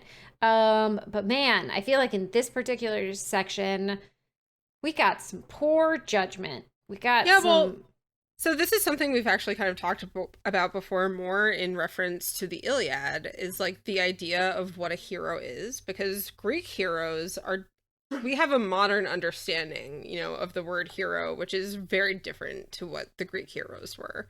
Mm-hmm. The meaning of a Greek hero focuses a lot more on great acts as opposed to great character qualities. Yes. So it's interesting that you bring that up, there are not always great character qualities in these heroes and in the gods, they're very just flawed. People who did stuff. It was they showed up places. They were terrible human beings, but they have the stories, and we love ourselves some stories. We love ourselves some hot goss. So yeah, I think the term of hero has evolved. We do love some hot goss. I love some hot goss. Mm-hmm. So yeah, let's get into The Winds and the Witch, which is the title of book 10. And I love these titles. We get into these titles and I'm just like, it tells you exactly what happened. So Odysseus continues on with his story about reaching the island of Aeolus, which is not the name of the island. It is the name of the man who inhabits this island. It took me a couple rereads to figure that one out, but she got there. I had a little double take too, because I was like, wait, the island is Aeolus? No. Yeah. The king, the leader, is Aeolus. For whatever reason, and this is something that has happened before, I think in our last episode, it describes his family, his background a little bit, and that he marries his children to each other, which is gross. I did underline that. We talked a little bit about incest last episode, and for here I just had that part underlined with the word "what." Yeah, I wrote next children to live it, with him and his palace, 6 strong boys and 6 girls. He arranged their marriage, 1 sister to each brother. It's just like, I wrote next to that, like, cool. Ew. Yeah, that's one of those just like, okay, fine. All right, and here we go. Moving on. So he welcomes Odysseus. He makes him stay for a month, probably as part of this Xenia, this guest rite, and asks him for news of Troy, how the Greeks have fared since that. And Odysseus, tells him, and then's like, but can I go? I would very much like to leave and go home. And Aeolus gives him a gift of this oxhide leather bag, which is filled with the wind. Farts. It is filled with toots. Farts. It is absolutely filled with toots. Yeah. For sure it's a euphemism for farts. Yeah. The Courtney Vineys translation going to just be like, farts, farts, farts. Yeah. Look, that is my scholarly reading Zeus, on the this. son of Cronus, made him steward of the farts. That Aeolus fed him a bunch of leafy greens, a bunch of kale. cruciferous vegetables, some brassicas, some nice broccoli, some cauliflower. He had some wind in his sails, if you know what I mean. I love this take on it.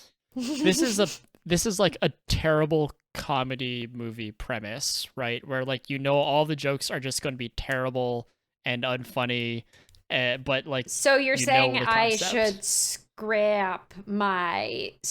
What I'm saying is you should get Will Ferrell to play Odysseus in this. Got it. Okay. In this all right. film. Yeah. Mm-hmm. You know what I'm saying? Yeah. Okay. So I'll keep my screenplay and I'll just reach out to Will. Okay. Make it for like $1 million. It'll make us money back. For sure. It'll be about farts. I'm gonna need you both to buy tickets. Can you commit? It'll be called something dumb like Odysseus or something like that. If you need a producer, I'm gonna need all the help I can get. Just call me. Just call me up. I will help with this. Honestly, Llama, I could see you being a baller producer. Like, I could see you getting things done. Yeah. Maybe it's just like the headphones, but you've got like, you command respect. This is the second time I've said this about Llama today, but Llama is commanding respect in a very producerly way. None of you can see this, but I'm blushing a little bit.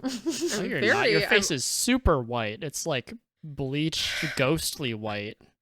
Like super. That is something that people say. I actually have a problem where I get super pale at times. Do you reverse blush? Does the blood I do. run from your I face actually do. elsewhere? This is something like, I know that I'm having a bad day. You all will not know this, but I have a chronic illness, and one of the things that can happen is I will be like really pale on any given day, and when people tell me like you're looking kind of pale is when I know that I'm having not the best day. So that's actually kind of hilarious. I both blush and I do the reverse blush. I was joking when I said reverse blush too, so no, that is something that actually happens to me. Amazing. Which is we're learning about so much on this podcast. It's less amazing for me, but yeah, it is pretty. It's pretty amusing. At least you don't have too much wind in your sails. Not chronic always. Farter. No. Hey, everybody farts. Everybody farts. We Okay? all fart. God, the name of the movie would be even worse than that. Like, it wouldn't even be like a real play. It'd be like Fart Odysseus or something. Yeah, no, it wouldn't be a good pun. I'm not good with wordplay. Otudius. Okay. Yeah, that's too good. That's high caliber for look, high skill set. But you are the producer. I mean, look, I've just got, I'm happy with having a subpar working title. I'm not saying I'm a genius. I'm just saying that I'm smarter than Wriste 13.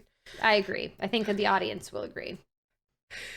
Anyways, we've been incredibly sidetracked. I know Wriste is like restraining himself from making some cheeky fucking comment right now. Yeah. Wriste definitely just has like a legal pad of notes on book 10 and hot takes. And I'm just listen, you're the one who has a legal farts. The wind is you're like Odysseus here. You're projecting your own beliefs. But I don't have a legal pad. You're the one who has the legal pad. I remember you waving your legal pad. I did. But I lost my legal pad. What I'm saying is I missed my legal pad. That's right. My brain is like a steel bear trap. You should just stop. You should just stop now. You should just stop. Yeah. Okay, so moving on. on. So farts. we have a bag of farts. We have a lovely leather bag, which is functioning much like a whoopee cushion. And it contains the Zephyr winds, the north winds. So like these winds are like actual entities.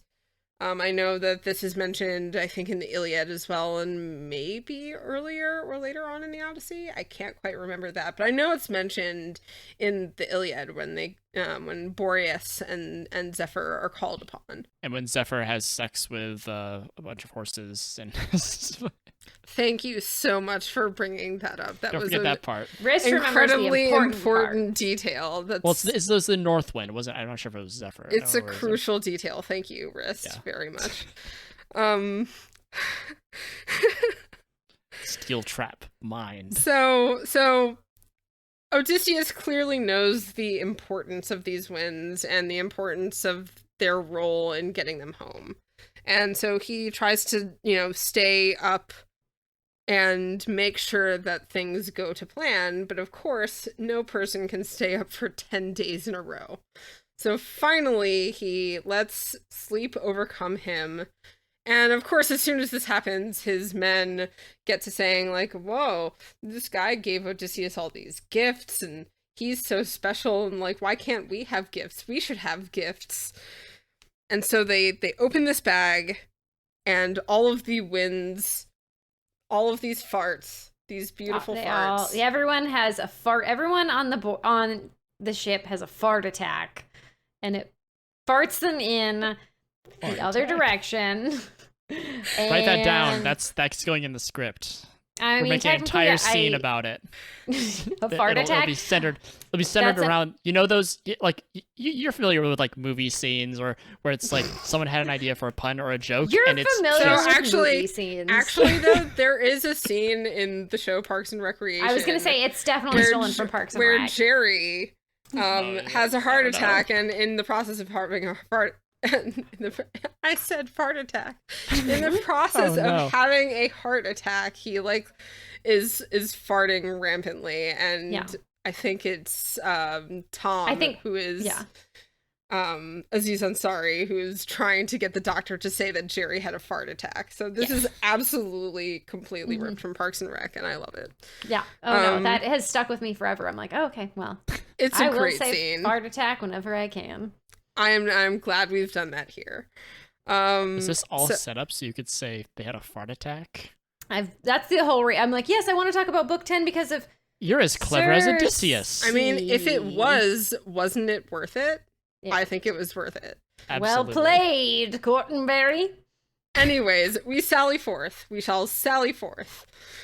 And so his men open up this bag of farts, and the ship just is blown back completely the wrong direction back to Aeolus's island. And they kind of walk up, and Aeolus is like, what the hell are you doing back here? Yeah. What happened? And of course, Odysseus, being a stand-up guy, places the blame directly on his men. Which, I mean, it is their fault. He's not wrong to do so. And Odysseus asks him, you know, please help me again. And Aeolus is just like, get out of here. I already helped you once. You've squandered my gift. You know. Yeah. Oh my God. How pissed would you be if Odysseus is hated by the gods? Yeah. Yeah. Word must have gotten around in those 10 days. I was very curious about that. I was like, that is like a pretty rough change. But I would be pissed if I like put someone up for a month and like sent them on their way with like a great gift, and then they showed up a couple days later like, can I get another one? Yeah. Can I have another? I messed up. I went to bed, and don't blame me, blame my men, because I was sleeping. Can I have more farts, please? Can I have more farts? I need more farts to get back home. Can I have more farts? And the guy is just like, Aeolus is just like, get the hunk off my island, you nasty Courtney, little human. You've missed your calling to do like a Courtney version, like a whole Courtney version of like the Odyssey. It's like drunk history, but it's just like fart history.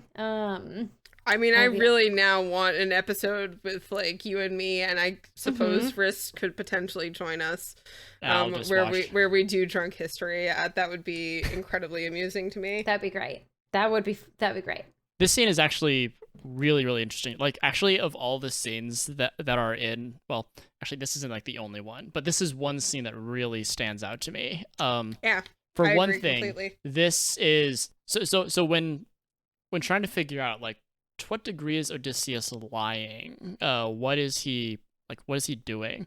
This is a really weird thing for him to tell someone, because remember, he's talking to these people that he's trying to get him to help get back home, and he's telling them the story where this person is like, you're so unlucky that helping you is like a hazard to me and my people.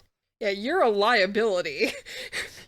So like, if this is a lie, it's a very weird lie, and if this is true, then this is a weird truth to tell. I don't know if this serves the same kind of role as, because I like the idea that his run-in with Polyphemus explains why Poseidon is trying to get after him and making his life miserable. Here's what I'm going to say. This is what I'm going to say. Is one, it's not like he's saying like all this bad luck befell Aeolus. In fact, at the time, when Aeolus was helping him, it's possible he did not even know how unlucky he was. But like, if Aeolus does not help Odysseus, then he is basically offending Zeus, because according to Zeus, you have to help strangers. Like you have to put up strangers. Like that's his whole thing. And so in a way, he's not completely pissing off the gods. He's like, oh, I'm doing this thing that's expected of me by the gods. But at this point, Odysseus is pressing his luck. You know what I mean? Like, he shows up and he's like, oh, dang it. But he's not like, oh, and I came back and their whole island was destroyed because they helped me. Like, he was just like, no, they basically said, fuck off. Like, we've helped you as much as we can. You squandered your help. Well, they don't mention that he like squandered their. I mean, maybe that's something that goes on. But what is, I guess, what's most interesting, and also it doesn't seem like Odysseus really had much of a choice but to go back, because that's just how the winds blew. Yeah. So this is a unhappy. The word luck or bad luck is used to describe Odysseus's plight, and sometimes it feels like luck, and sometimes it feels like, something a little bit more concrete. This just feels like bad. Like this is something it that's does. And I mean, sort that's of out of probably Odysseus's control. another reason that Aeolus was like, get out of here, because he doesn't want to be within reach. It's like, oh my God, you showed up and your luck wasn't great or whatever, but I can help you. I'm supposed to help you.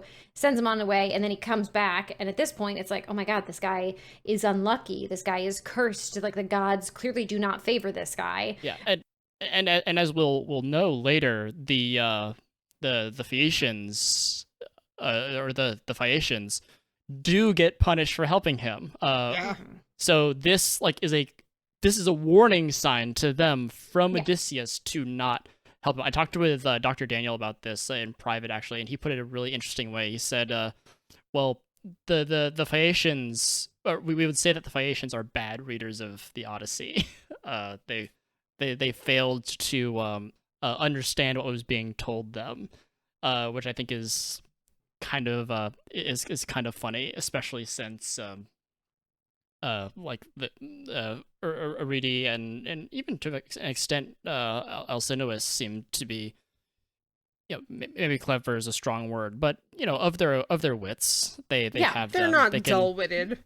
The other thing that I find very interesting about this particular story is that this reminds us that Odysseus is known for being this sort of way among people.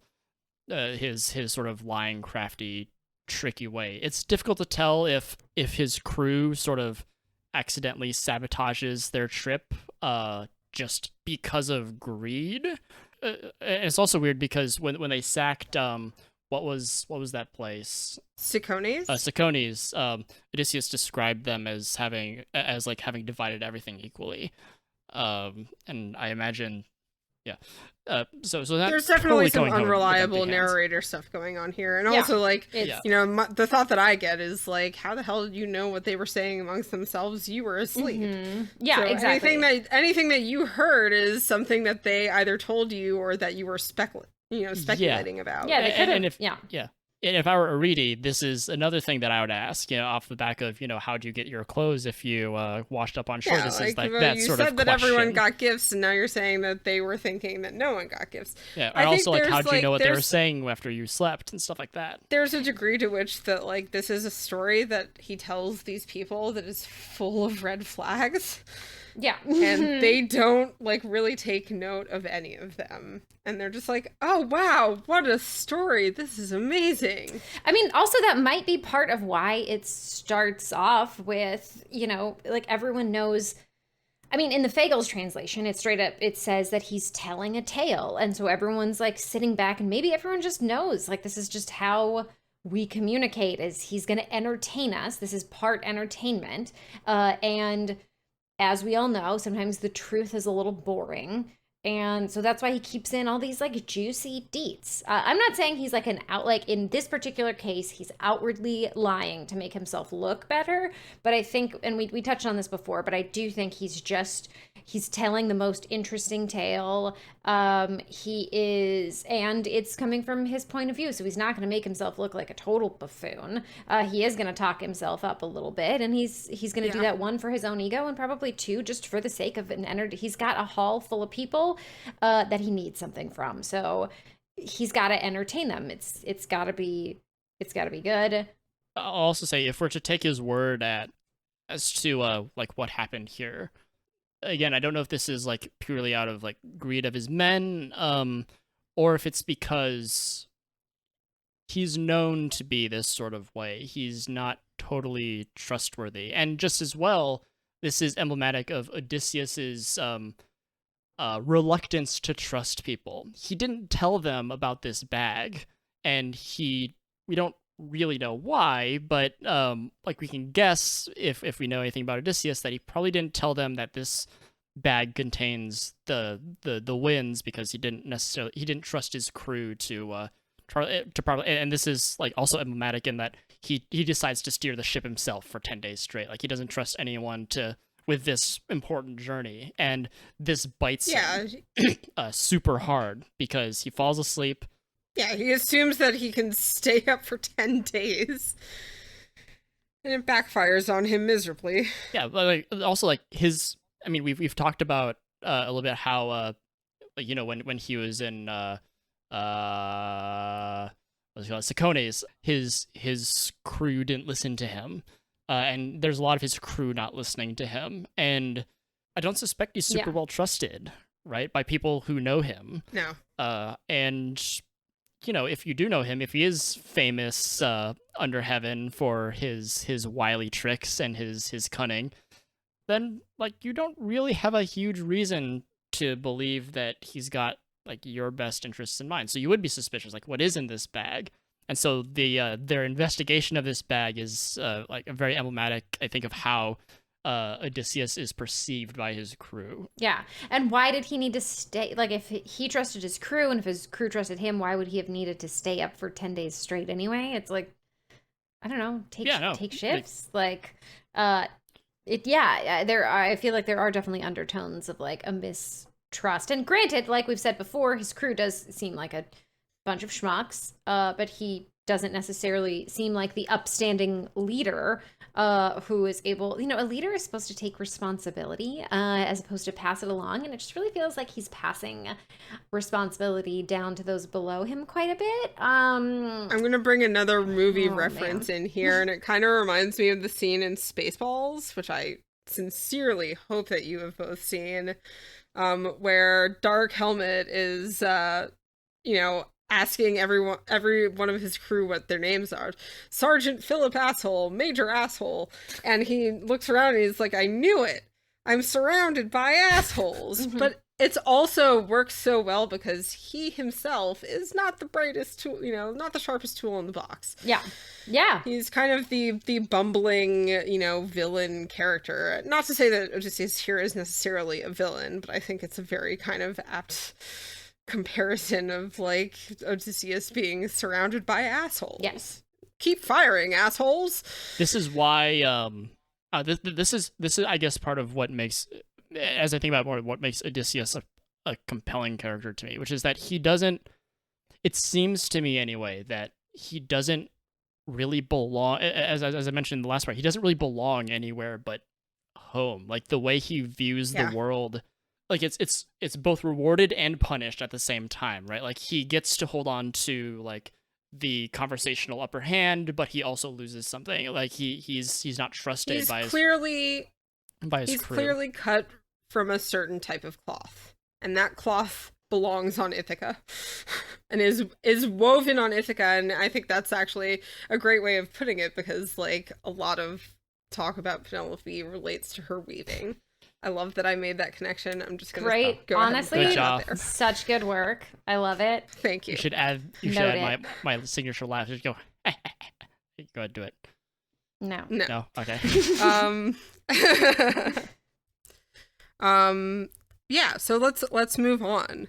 But I really love all of those observations. I think that is kind of one of these emblematic or really like crucial moments in this retelling that he gives us. But then after this, so they are refused help. Aeolus is just like, hell no, I'm not helping you again. You're bad news. So they are forced to row out for 6 days and nights. And on the 7th day, they find a place called Laestrygonia, which I had to like look up the pronunciation of several times. Yeah, it's a long one. And they find the town of Telepylus upon the cliffs of Lamos. And they kind of go exploring around, trying to see if they can find any signs of humanity, any signs of who lives here, so they can, hopefully get more help. And they find a girl fetching water, and they ask her about the king and the people of the country. And when they find the palace, they realize that they're giants. And they are not welcomed kindly. No. This is a relatively short passage, but basically they are chased out of this area by giants hurling boulders at them, which is like pants-shittingly terrifying. Yeah. So clearly, this is not going to work. Numbers of his men are, like speared like fish and eaten. Mm-hmm. Oh yeah, they're big old cannibals. That's what they were. And Odysseus is just like, let's get out of here. So again, they sail off, mourning the people that they have lost. And this is when they reach Aea, the island of Circe, and one of the singularly coolest passages, in my opinion, of the entire Odyssey. So they find Circe's palace by, following some smoke into the woods and thickets. And Odysseus, I wonder about the, importance of this passage, and maybe it's just kind of like a plot device to get him where he needs to go. But some god apparently takes pity on Odysseus and gives him this, huge stag to hunt and eat. Yeah. And it goes on at, a decent length about this stag that he hunts. Yeah, how it goes into the detail of he had to throw it over, he made a rope and he had to throw it over his shoulder, and it was so big he had to use his walking stick, and I was like, oh, okay, we went from spending a whole lot of time on a cyclops to kind of breezing over some other things to going into detail about this stag. The Odyssey seems like it goes into that kind of detail a lot, like the part with the cyclops, for instance, where it details his farming routine. The part where Odysseus made his raft out of Calypso's island. There's just a whole couple pages or page at least just dedicated to the way in which he works his craft. And this seems like a similar thing, where I don't know what the significance is, significance of it is, but I guess these passages always kind of catch my eye, because I'm just like, why are you telling me this? This, I've said this so many times before, this has to mean something, or else why would you be telling me this? Yeah. But I don't know what it means. It's possible it doesn't necessarily mean anything, in the same way that, if I were to write a story about someone waking up in the morning and I detail them making their tea, it doesn't necessarily have to mean anything, but it does show you the sorts of things that they do. We know now that Odysseus is very, we've seen a lot of instances where Odysseus is very handy with his with his hands. I think when I say meaning, I'm not necessarily saying this has a specific purpose, this but mean? There is meaning to it, though. There's a reason that they're telling you about these. What are we supposed to get out of it? Mm-hmm. Yeah, exactly. It's just, it doesn't come out of nowhere.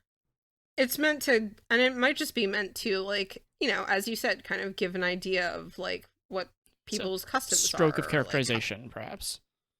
Yeah, it just adds richness and detail. And one of the things that I kind of really love about the Odyssey is that we just get these kind of random passages of rich, lush description, and then it kind of just moves on. Yes. Mm. Yeah.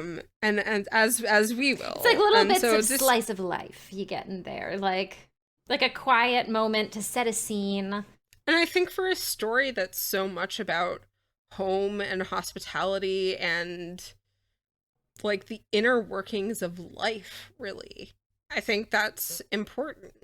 Hard agree. So where that brings us is, Odysseus has caught the stag, they're eating, and he's kind of forming a game plan with all of his all of the men who haven't been killed yet. Yeah. At this point, refresh my memory. At this point, when he catches the stag, he goes on to say that hey, Circe, we know that there's somebody on the island. We can tell from the smoke, but none of the men haven't gone there yet. Correct? Yeah, there are signs of life here. They can see smoke. They can see in the same way that the previous island with the giants, they don't really see all that much until he finds this girl getting water. Yeah. In this case, they see smoke, so they know something is going on here. Someone is here. Yeah. Yeah, they're all pretty nervous because they've had some pretty bad encounters, the last islands that they have stopped Things have not been going well. It hasn't been going great. So it could be hit or miss. But that makes me think that maybe the stag is supposed to be like a sign to them. Like, hey, you finally have some good fortune. Like, the gods haven't completely abandoned us, you know? So Odysseus is asking for people to help him explore and splitting them up into a couple groups. And once again, they, you know, shake lots in a helmet to see who is going to go and do the kind of primary exploration. Nobody wants to, because they all know that people are going to die yet again. Yeah. And as they are kind of exploring, they find the house of Circe and hear this beautiful singing that kind of allures all of them.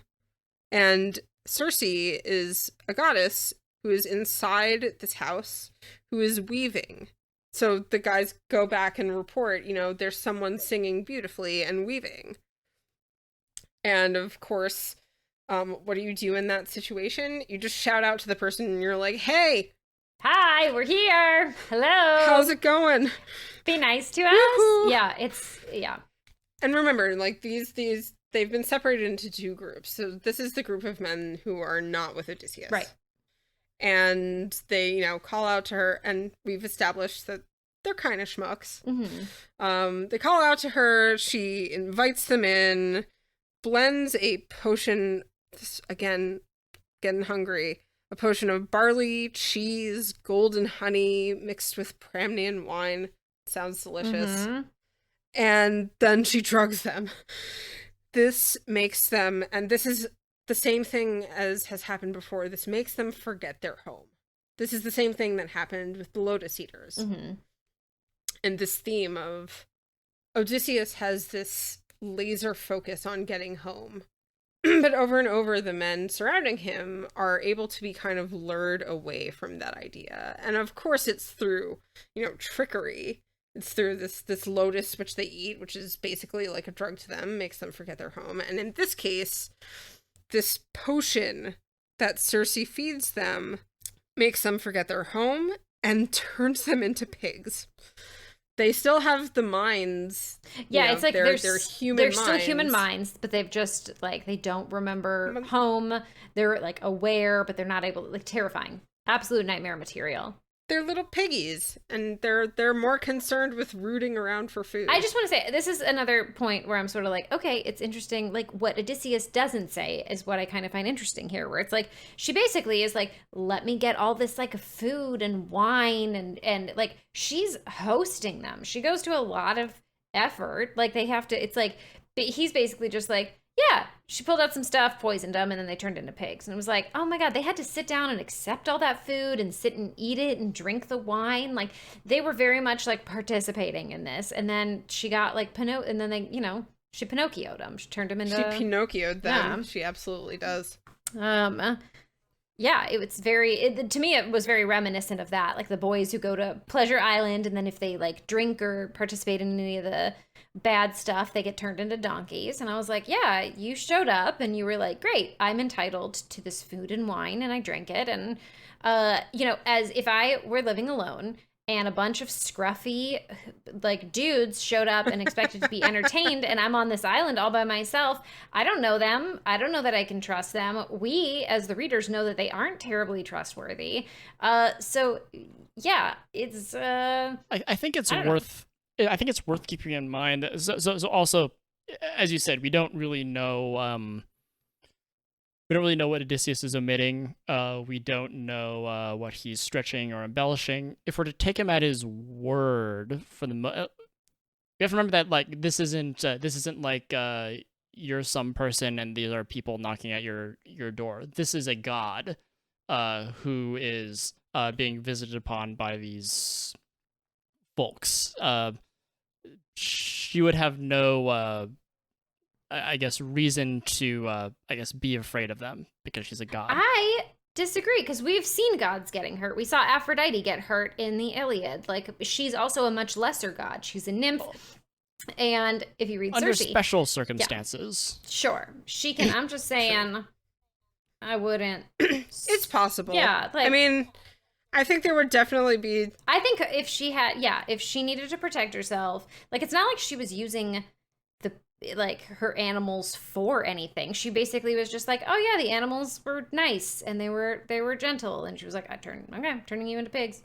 It wasn't like, oh, she was turning them into pigs to eat them. Like, that never gets said. I don't feel like you have to be eaten for having been turned into pigs to be like kind of bad. Yeah, it's pretty horrifying. It's pretty horrifying for sure. It's definitely horrifying. Again, if we're to take Odysseus out, like, she also invites them in, right? She's like, the other thing about this though is that we are getting like a third-hand account of this, because the one exception to this group of men who go into Circe's house is their leader, Eurylochus, who suspects trickery and stays outside and kind of watches this happen and then like scurries back off to Odysseus and just like, oh my god, we went through the woods, we found this goddess or woman or whoever it is, they got invited inside, but I stayed outside because I'm smart, and none of them came back, and I don't know what's going on, and I'm scared. Look, so we also have Odysseus's account of Hermes' account of what happened. And we also know that for at least Odysseus, this is correct, because he goes like the same song and dance is done to him. Like, he goes in, she feeds him and whatnot, and she tries to drug him in the exact same way and moves to whack him with her wand, and then he's like, it's exactly as Hermes said. And so we get this account from Eurylochus, who like, Odysseus is like, take me to them, take me to where you went. And Eurylochus is like, please, no. And this is when Odysseus comes upon Hermes, and with a description that like really disturbed me, because it describes Hermes carrying his wand of gold. He seemed an adolescent boy, the cutest age when beards first start to grow. Yeah. And I just wrote next to that, like, thanks, I hate it. Yeah. There's one thing that I don't want to skip over, because, we have been leaning on how Odysseus, is like, I've called him very cynical, and, he's obviously very clever and calculating with how he interfaces with people to a fault and his own detriment, it seems. But he says, like, I have to help them, right? Like, this is something I have to do. He does feel compelled by some sense of duty to aid his men, even when the account that Eurylochus gives is like pretty terrifying. Like, sounds like magic, and he goes anyway. It's a little moment, but it is. It is like he doesn't just turn tail and run and look out for number one, right? Which she could have, I imagine, because he still has half the people. It's fewer mouths to feed. They could have gone, but he. Yeah, I mean, it gives me this feeling that like he knows he's kind of surrounded by idiots, but it's not like he hates them, and it's not like he wants them to suffer. He wants everyone to get home himself, of all of those people. But like, I don't think that there is a complete lack of altruism within Odysseus. I think when it comes down to it, for as clever and cunning and wily as he is, there is a genuine, decent person in there. Yeah, he's still got his humanity. He's got a lot of flaw, but he's got his humanity. In any case, we meet adolescent boy Hermes. Didn't love that. And God, that description is I hate it. I hate it so much. Definitely we're gonna keep moving. We're gonna drive. Right. I don't really want to delve into that. And as Wriste alluded to earlier, like, Hermes gives him an exact account of what has happened. And even though Hermes comes to him in this guise, he knows it's Hermes. And as described, briefly before, he tells Odysseus that, I have this antidote, and you take it to Circe's house. She's gonna make you a potion filled with poison, and you drink this, and then you basically like bum rush her as if you're going to try and kill her. Yeah. And this is where it kind of goes a little interesting for me, because I'll read this word for word, like 294-ish. She will be frightened of you and will tell you to sleep with her. Do not hold out against her. She is a goddess. If you sleep with her, you will set free your friends and save yourself. Tell her to swear an oath by all gods that she will not plot further harm for you, or while you have your clothes off, she may hurt you, unmanning you. That is... wow. Yeah. Pretty, I mean, if I were Odysseus, I would have heeded that. That seems pretty clear. Yeah. But then, as we know, it's disturbing. Yeah, it's a little disturbing. It's for sure a little disturbing. And yet, he does not, and he does... See, that's another thing, though, to point out, is that he rushes Circe, and as if to kill her, and she submits. Like, if she's a goddess, but, like, yes. Also, I have some questions, because she's a goddess, but she's referred to as a witch. So what is the difference? Is it because she uses potions and has a wand? Because, like, gods and goddesses, we see them transform things all the time. We see them... manipulate things, control the world. So I'm so curious as to, like, what makes this nymph, why is she not referred to as a nymph? Why is she referred to as a witch? I don't know. I was going to say, it's probably like how, gods are usually called by different things. Like, we have the rivers, which stands out to me. Like, we have the rivers, and I was going to say, like, the nymphs, the many different kinds of nymphs we have running around. There's the nereids and the nymphs and the...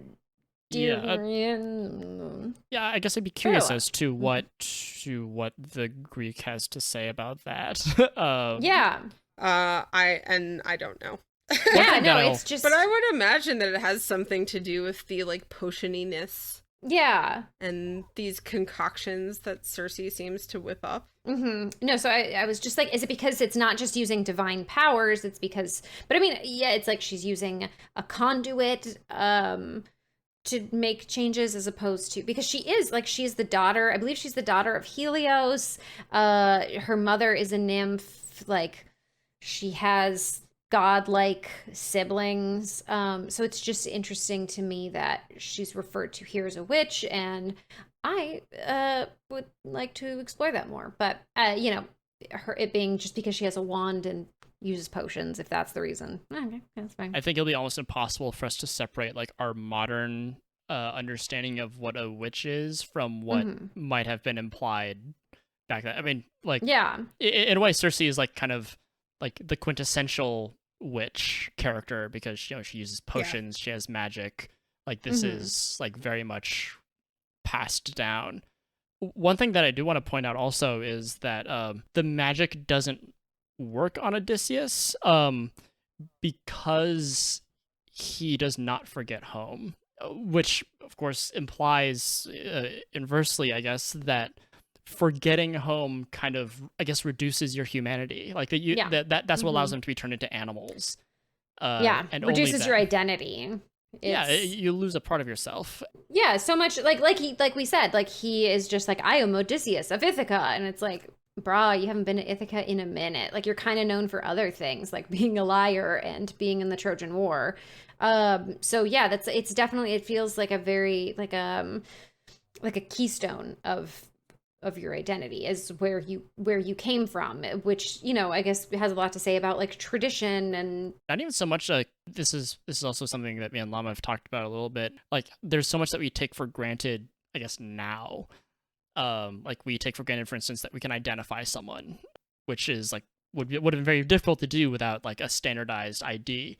And Odysseus is, especially seeing him, like, out here in these strange lands or these strange worlds, like we can't like we now, modern day, can't really, unless we try really hard, we can't go out to, like, strange worlds anymore, because we know so much about the world. Like, we have a sense of what it is.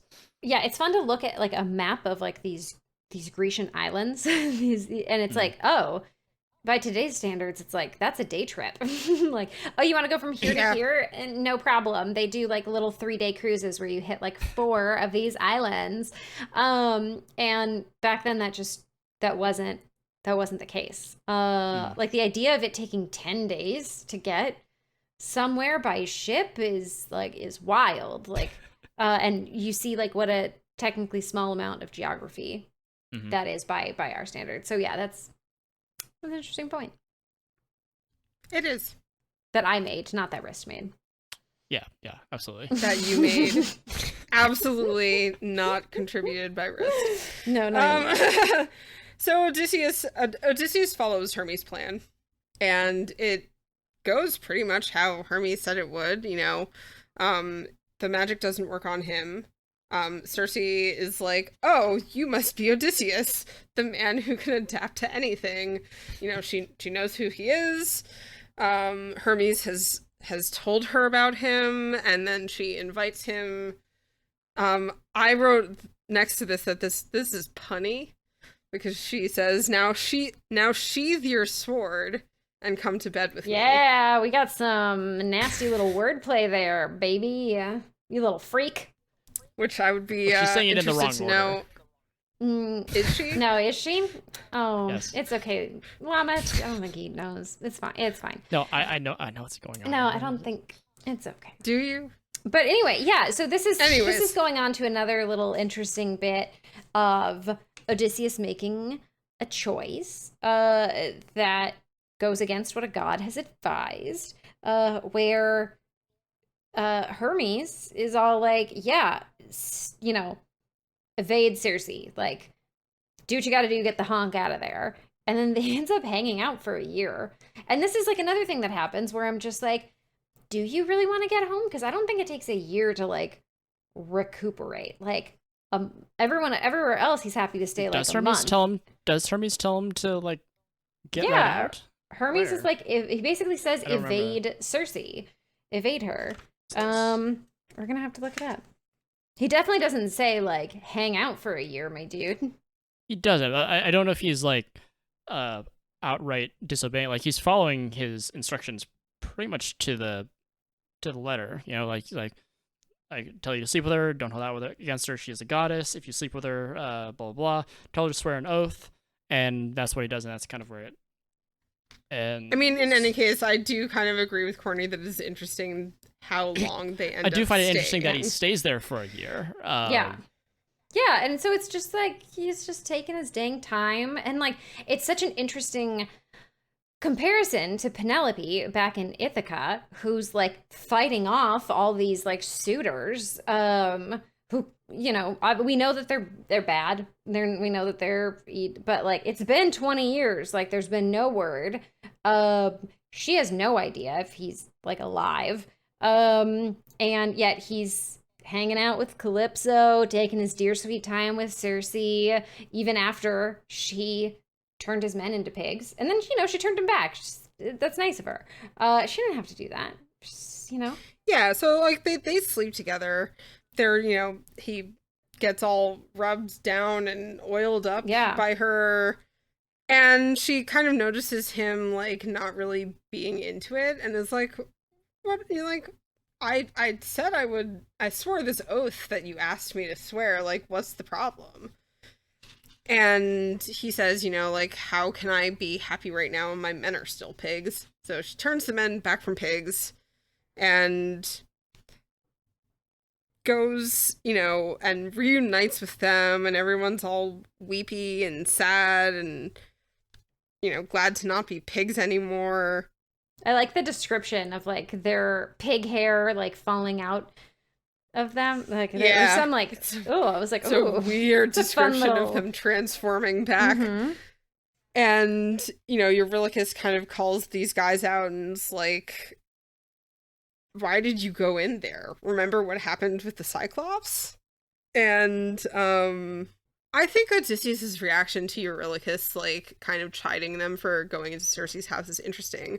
So he says, at that, I thought of drawing my long sword from by my sturdy thigh to cut his head off and let it fall down to the ground. All right, chill out, my dude. Which is an interesting flex. Like, but... really? That's what you wanted? Like, for someone who's expressing, like, a perfectly logical, like... So you went into, the place where your men got turned into pigs, and it's, like, the fourth place we've been to that's been extremely hostile, and now you want to... Yeah. I want to say, I think it's interesting that Eurylochus is... he has this sort of same suspicion that Odysseus carries with him, and in a way, he's a kind of a man after Odysseus's heart, right? He's doing what Odysseus usually does, which is question what folks tell him. Yeah, I think it's just funny that Odysseus' reaction is like, "Don't come for my gig." I will say, and this is something that we had to we had to learn when we were talking about the Iliad, is that people can be a certain way, but still not do things in that way. Yeah. Or like a good example off the top of my head is that Agamemnon usually listens to Nestor, but in a critical moment in book 1, he doesn't that time. But that doesn't mean that we can say, oh, like he doesn't listen to anyone, because he does, but not all the time, which is kind of realistic. Like, it's kind of how we operate. And off the back of these, like, extremely difficult, trying times, I imagine Odysseus is also very exhausted. He's cranky. Oh, not so much, but maybe he's cranky. I don't know. But I think I don't feel like he's cranky. I could easily a cranky person. I could easily see, I guess, enjoying the what Circe has to offer. You know, it's like food forever. Comfort. He gets to have sex with her. I imagine that's pretty cool. And yeah, like all of these. I imagine that's pretty cool. Like and so like just because we want something doesn't necessarily mean we'll act correctly on it. Like Odysseus is still human. Like we've noticed all these like cracks in his armor, in the same way that like even Achilles' rage in the Iliad sort of wanes a bit. Like in like when he says to Patroclus, who can go on raging forever? His rage is imperfect, and Odysseus' longing for home is imperfect, just as he is imperfect. Right, and Circe alludes to this too. So like after she turns all of his men into unpigs and back into men,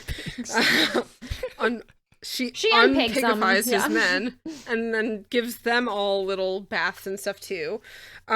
She, gets them feasting, and Odysseus, like, she kind of tells him, you keep talking about like how sad you are and how worn down and brokenhearted. You need to get this drive back. She literally says, you must get back the drive you had when you set out from Ithaca. You are worn down and brokenhearted, always dwelling on pain and wandering. You never feel joy at heart. You have endured too much. And to me, I'm just like, she's saying like, dude, live a little.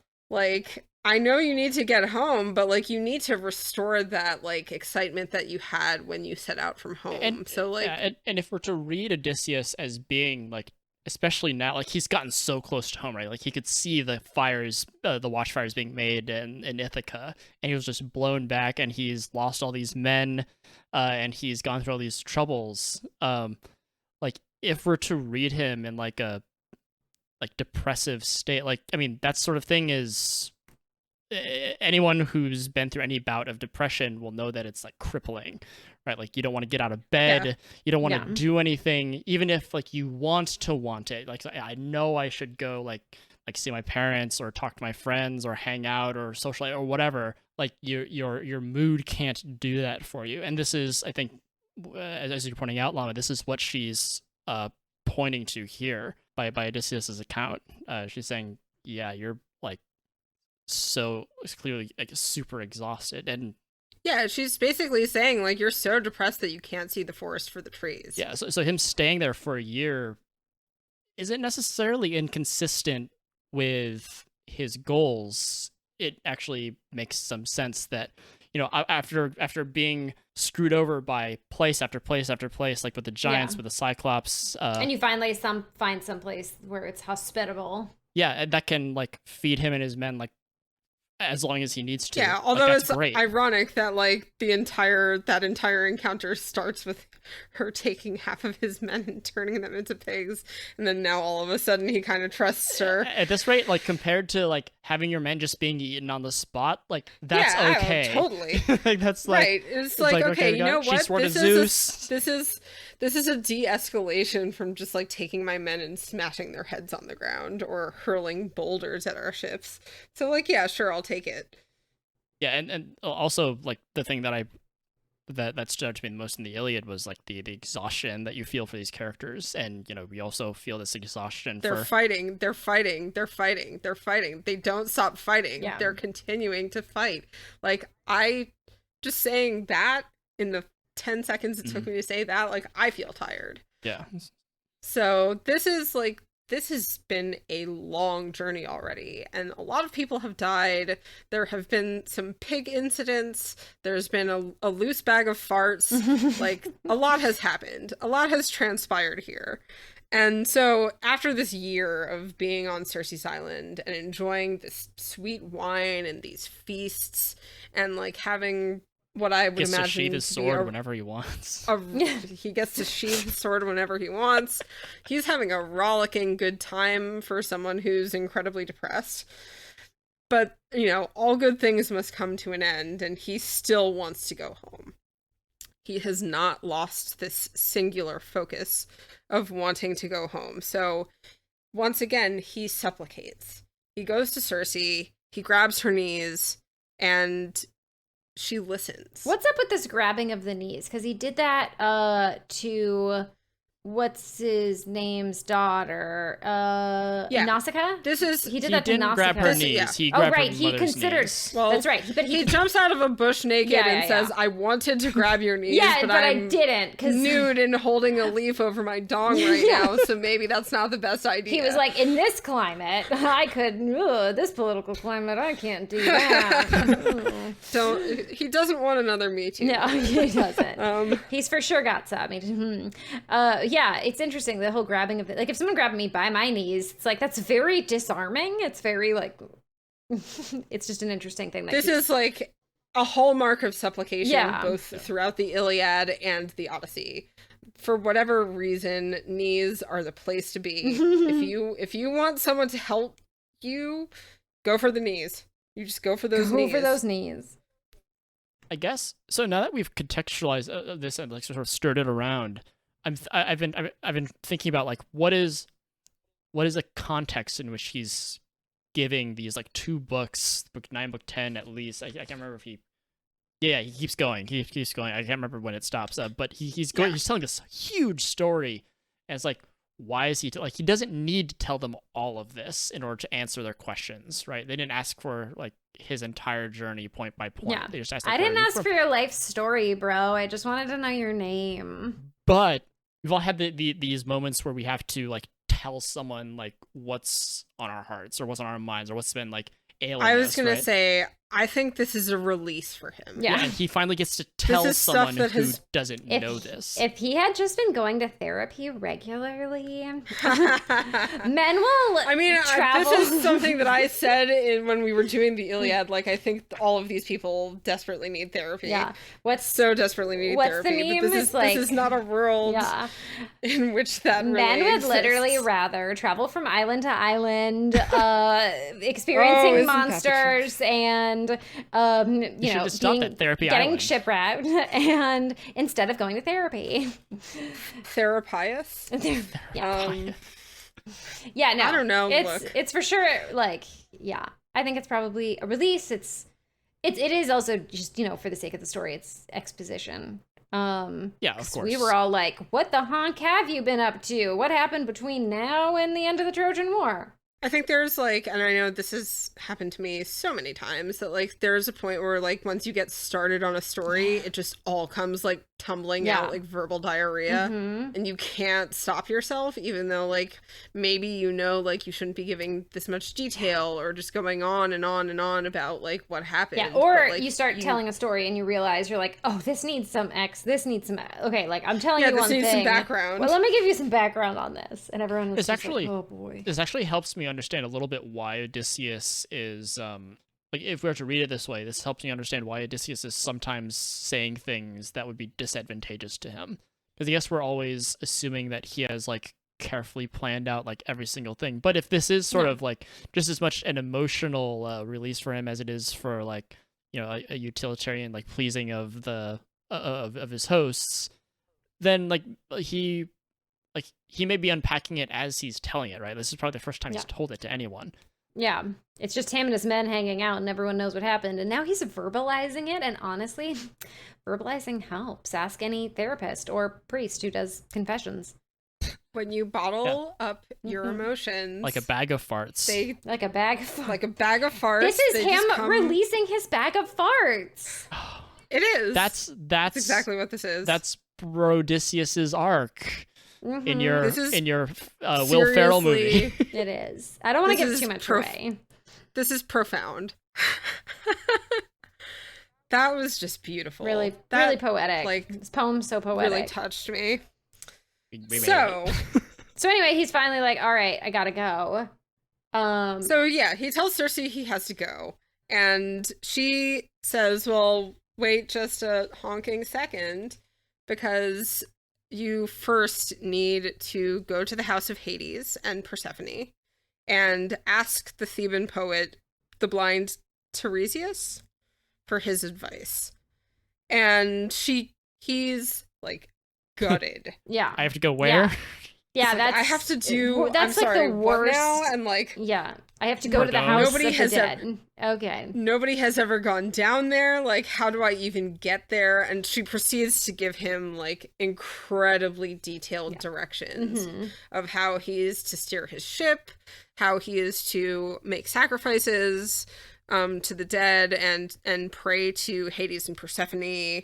And the prophet will come and they will tell you what you need to say and do. And he, you know, rushes over to his men and says, okay, we gotta go. She's given us these instructions. It feels almost to me, he's like, if I don't do this now, I'm never gonna get off of this fucking island. Yeah. And they start doing as he said, and this was a huge what the fuck moment for me, because one of his men... not love this, but Elpenor? Yeah, Elpenor. Peen. Yeah, hears all the noise and bustle and forgets to climb down a ladder and just like falls down and breaks his neck. Yeah, I like his. And dies. I like how he's described as being not very brave in war, nor very smart. Oh, Elpenor. And he's drunk. Yeah. You know. Yeah, that felt very like, one guy just did an idiot die? Like, okay. And then, it's like that comes back later. Yeah, I also asked Dr. Daniel about this it was a couple months ago. Why didn't you just have Dr. Daniel here for this one? You keep bringing up Dr. Daniel. What's wrong with my perspective, Wriste? I'm the guest this week. First of all, I will say we love Dr. Daniel. I'm excited. He sounds very We also smart. love you, and we're glad you're here for this conversation. Thank you. It's just like, okay, why don't you just call Dr. Daniel? God. If I had a direct line to him, I'd just like call him like, "Hey, dude, what's?" I probably would too. He's good people. I think that, and actually, our next guest will be showing up after this for this next episode when they go down to the underworld. He might be able to explain this a little bit more, but I think I remember Dr. Daniel saying something about how like this is sort of like a human sacrifice almost. This is like a way in. But like as we all know, even in the sort of brutal world of the ancient Greeks, human sacrifice is very like touchy, you know. Especially with how like, you know, the story of Iphigenia is handled and revised and not included in the Iliad.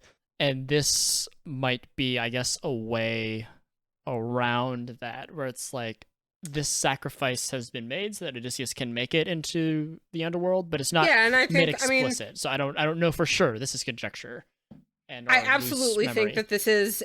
I think it's a tie-in to the next chapter, because this is something like that is mentioned that is really never mentioned about any of the other deaths, which is that his spirit goes down to Hades. Yeah. And so I think that's almost kind of the way of like slightly teasing us and pulling us forward into the what the next chapter is going to be, which is all about this House of Death. Yeah. It's super, super cool. Yeah, it's like, it's what you were, like, it would definitely felt like this very, like, what the fuck moment? Like, where did this come from? But, and everything else in the story has been very purposeful. So for this just to happen, you're like, okay. At this point, they've, like, the story has, like, established enough trust in me that, like, I know that this Elpenor is coming back. And considering what Circe just told me about where I have to go, I have a feeling this isn't the last of Elpenor.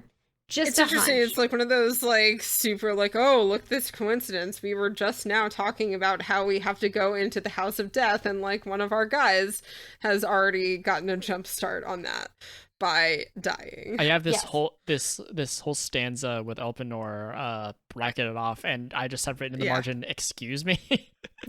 I did the exact same thing. Sometimes I just wrote, "What the fuck?" Amazing. Because I was just like, "Wow, that like, oh, that happened." Quickly. Yeah, that was there definitely are a lot of those moments in these two books where you're just like, "Wow, that escalated quickly." Yeah, but I get it. Sometimes you're just telling a story and you just gotta be like, yeah, and then Elpenor, fucking drunk ass, dumb ding dong, fell off the freaking roof like an idiot. I'll figure him out later. And also, like, this is the opportunity that Odysseus uses to tell his men, like, by the way, we're not going home. We have to go down to the House of Hades and Persephone first. Yeah. And they do not take to this news it's pretty bad at all. News. They are, like, despondent. But nevertheless, they all pile into the ship. And that is where Book 10 leaves us off. At the end, where they get into the ship, and Circe comes and ties up one black ewe and one ram by the ship, and just kind of slips off. So that wraps up books 9 and 10. Courtney, thank you so very much for joining us. Oh my gosh, thank you for having me. This was You're welcome. A true pleasure. Thank you, Llama, and Llama only. Llama, let's do this again soon. I would love that. This has been great. I would love nothing more. I can't wait to hear the spin-off podcast. I think what I really want, and I know that you will be into this, is for us to have like a conversation about the food of the Odyssey. Yes. Oh my gosh. I just had this really great idea though, where we should start a spin-off episode or like series. Just this idea popped in my head. You, me, spin-off. That sounds like a completely organic idea came out of absolutely nowhere. I don't think I ever mentioned it. Except, your own particular brand of genius, which I love. Yeah, what can I say? Poaching my co-host. and your co-host is more than willing. It's in any just case, me for the rest of the episode. This was great. Thank you both. Thank you so much for getting me to revisit the Odyssey, give it another chance. This is super enjoyable, and I'm so stoked to read a translation. Is this the first translation by not a dude of the Odyssey? This is the first published or big deal female translation. I would say it's probably the first one to be picked up by a major publisher. Okay. I don't know for sure if like no woman before has ever translated the Odyssey, but this is like I think a funded one. Yeah. This is it is a big deal. Yeah, it's a big deal. I guess. I was hoping I would have time to do like a side by side, but that would require more hours in the day and an organizational mind. It's been fun. Thank you for having me. Let's talk about you have to talk with your therapist about that next. Yeah, we'll do it. But yeah, so that is where we're going to wrap up books 9 and 10. Thank you again, Courtney, for joining us and helping me manage Wriste. My pleasure. That was really joyful for me. It's community service. This is the part where we apologize to Dr. Daniel before we hand it off to him. I'm gonna actually say, Daniel, I hope you enjoy the shit out of this episode. Daniel, you sound great. I think it You're was not beautiful. my enemy. I am a little jealous of you, but it's But fine. on that note, this is where I will indeed pass it off to Dr. Daniel for his tag. Enjoy listening to that, everyone. Bye.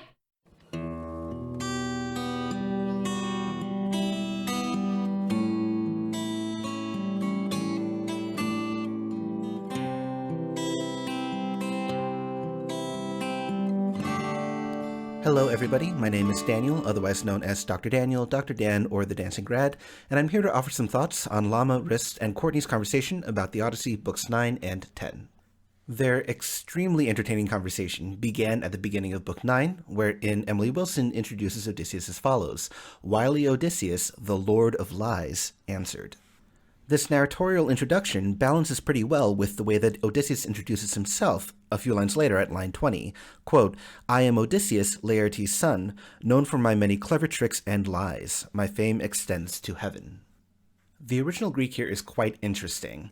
In the first line, Odysseus gets the adjective polymetis.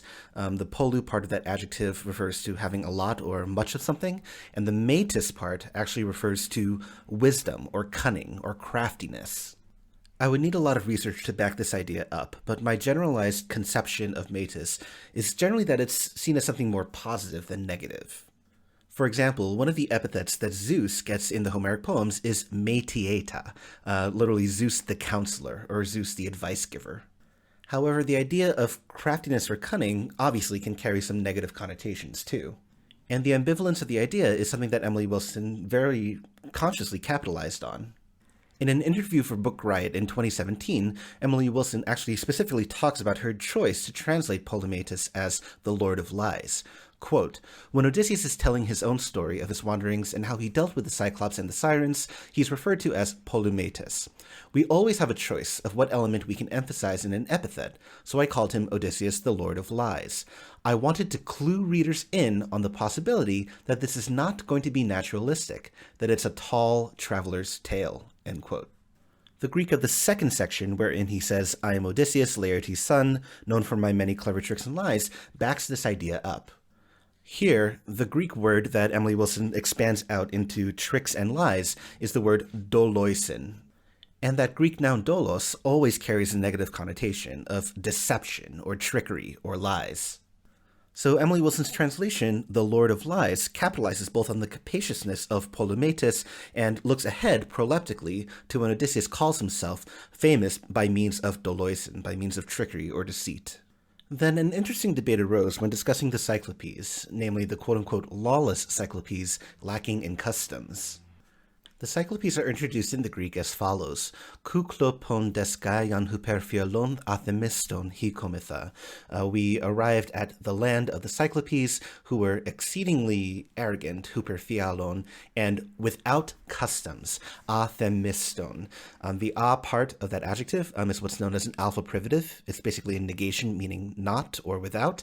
And the themiston part derives from the Greek noun themis, which basically means a law, but not a law that's established by any sort of assembly or statute, but a law that's established by custom. And this idea of what is themis, what is a law that is established by custom, is something that Odysseus returns to twice more in the next 10 or 15 lines or so. He calls the Cyclopes athemiston. Later on, he says that they had no themistes, they had no laws established by customs. And in fact, each Cyclops, themisteue, a verb form of that noun, created laws or created customary laws for their children and for their wives. That which is themis, that which is a law established by custom, obviously relies on customs to build, and those customs rely on communities, reinforcing those ideals over time. So because of this emphasis on the idea of themis, I think I side more with Llama and Courtney on this point about why Odysseus disparages the Cyclopes in this way. Obviously, he needs to paint the Cyclopes as the bad guys, and by pointing out how they do not participate in what he believes is themis, what he believes is customary for normal people, quote-unquote, he turns them into villains, and he turns them into the other, the bad guys in this story. There are two branches off of this idea that I want to pursue. One, which was almost a throwaway comment by Courtney, but I think was very, very apt, wherein she said that this is basically a colonizer mentality from Odysseus. Odysseus paints the Cyclopes as a sort of a monstrous other, but also as lesser, as uncivilized compared to his own civilized ideals. This is apparent in the way that Odysseus makes a lot of hay about the fact that the Cyclopes' land is untilled and unfarmed, and the fact that they don't have any ships with which to engage in commerce with other cultures. A colonizer mentality looks at the land and the resources of the colonized as untapped potential, as an opportunity to make money, to establish some customs, to impose one's way of life on other people. So I do think that Odysseus' vilification of the Cyclopes definitely works along these colonizing lines. Another point that I want to focus on, though, is the way that Odysseus highlights the insular nature of each Cyclops' family. He indicates around line 114 that each Cyclops creates laws or creates customs for their own children and wives, and they don't care what anyone else thinks. This might be a meta-narrative nod towards something that I've referenced in one of my tags in the past, namely the movement from sort of the individualistic, kleos-driven atmosphere of the Iliad towards a more community-oriented atmosphere in the post-Iliadic world. As the kids would say, we live in a society, and society is bound together by everyone adhering to the same rules, or at least adhering to the same customs, and trying to fall in line. If everyone flouts social customs, or creates their own rules without any regard for socially agreed upon standards of conduct, then we don't live in a society, or society cannot stand on its own. So perhaps this valorization of cultural themistes over individually set rules is a nod towards this movement from individual towards community. My remaining points mostly have to do with etymologies and individual words in the ancient Greek that I think really enrich and enliven the story. First off, the etymology of this name No-Man that Odysseus says is his name to the Cyclops. No-man in ancient Greek is outis, which is basically a pronoun that quite literally means no one or nobody. Outis is composed of two parts. The ou part is a negation that means not, and the tis part is an indefinite pronoun that means someone or anyone. So quite literally, outis means not anyone, no one, or nobody. Odysseus' use of the word outis as his name here, however, is excruciatingly clever, especially when we consider the first part of the two parts of the name, namely the ou part, which means not. There are actually two different ways to negate a word in Greek. You can use the word ou, which is basically a negation that's used in factual circumstances, or you can also use a negation may, which is used in subjunctive or less than factual situations. So ou and may both mean not. They're both negations that you can use to put a not in front of a word. If we replace the ou of outis with the other type of negation, may, what we come up with is metis. And if you think all the way back to the first line of book 9, wherein Odysseus is called the Lord of Lies, Polyphemus, all of a sudden everything comes full circle, wherein we have the word metis of either referring to no one or to the craftiness and the cunning that Odysseus possesses. Another Greek fun fact lies in the name of the person who reports the transformation of men into pigs back to Odysseus, this guy named Eurylochus. His name is composed of two parts. The euro part comes from the adjective erus, which means broad or big, and the locus part comes from a noun that means ambush. So basically, the guy whose name means big-time ambush reports on a big-time ambush of Odysseus' men to Odysseus. When Hermes intercepts Odysseus as he's on his way to Circe's palace, he's described by Emily Wilson as, quote-unquote, seeming like an adolescent boy, the cutest age when beards first start to grow, end quote. Now, I know it's really hard to imagine in today's society, but way back when in ancient Greece, youth was really prized. There's a real premium placed on youth and youthful appearance. And Emily Wilson's use of the word cutest here, while I don't think it's a mistranslation, I think it sort of actually obscures what the Greek is saying. The adjective in the Greek is chariestate, which derives from the adjective charies, which means basically graceful or cultured or refined. The use of the word cutest, I think, at best trivializes the concept that's actually being communicated here. Finally, there was a question, I believe, from Courtney about what makes somebody a witch in the ancient context, and why do we focus on Circe's witchy qualities as opposed to her divine qualities, since she's the daughter of the sun god Helios and the sea nymph Perse. And I think the answers that were offered that centered around the idea of the externalization of these magical powers into things like potions and a magic wand are exactly it. There are a lot of adjectives and descriptors of Circe throughout this entire passage, but one that stuck out to me was the adjective polypharmakos, which means knowledgeable in many different drugs or different potions. This, I think, is also a very clever nod to an alternative genealogy for Circe, who, according to a few sources, is the daughter of Hecate, the goddess of witchcraft. All right, that's about all I have for this tag, so thank you all for listening, and at this point I'll throw it back to Llama and Wriste.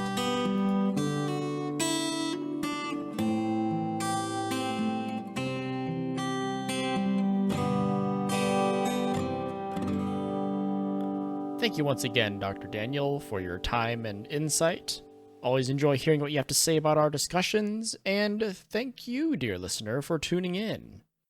We hope you'll take the opportunity to read along with us, since there's plenty to love in these stories, and please keep an eye out for our follow-up episodes by following us on Twitter at Homer_bound, or wherever you happen to be listening to us now.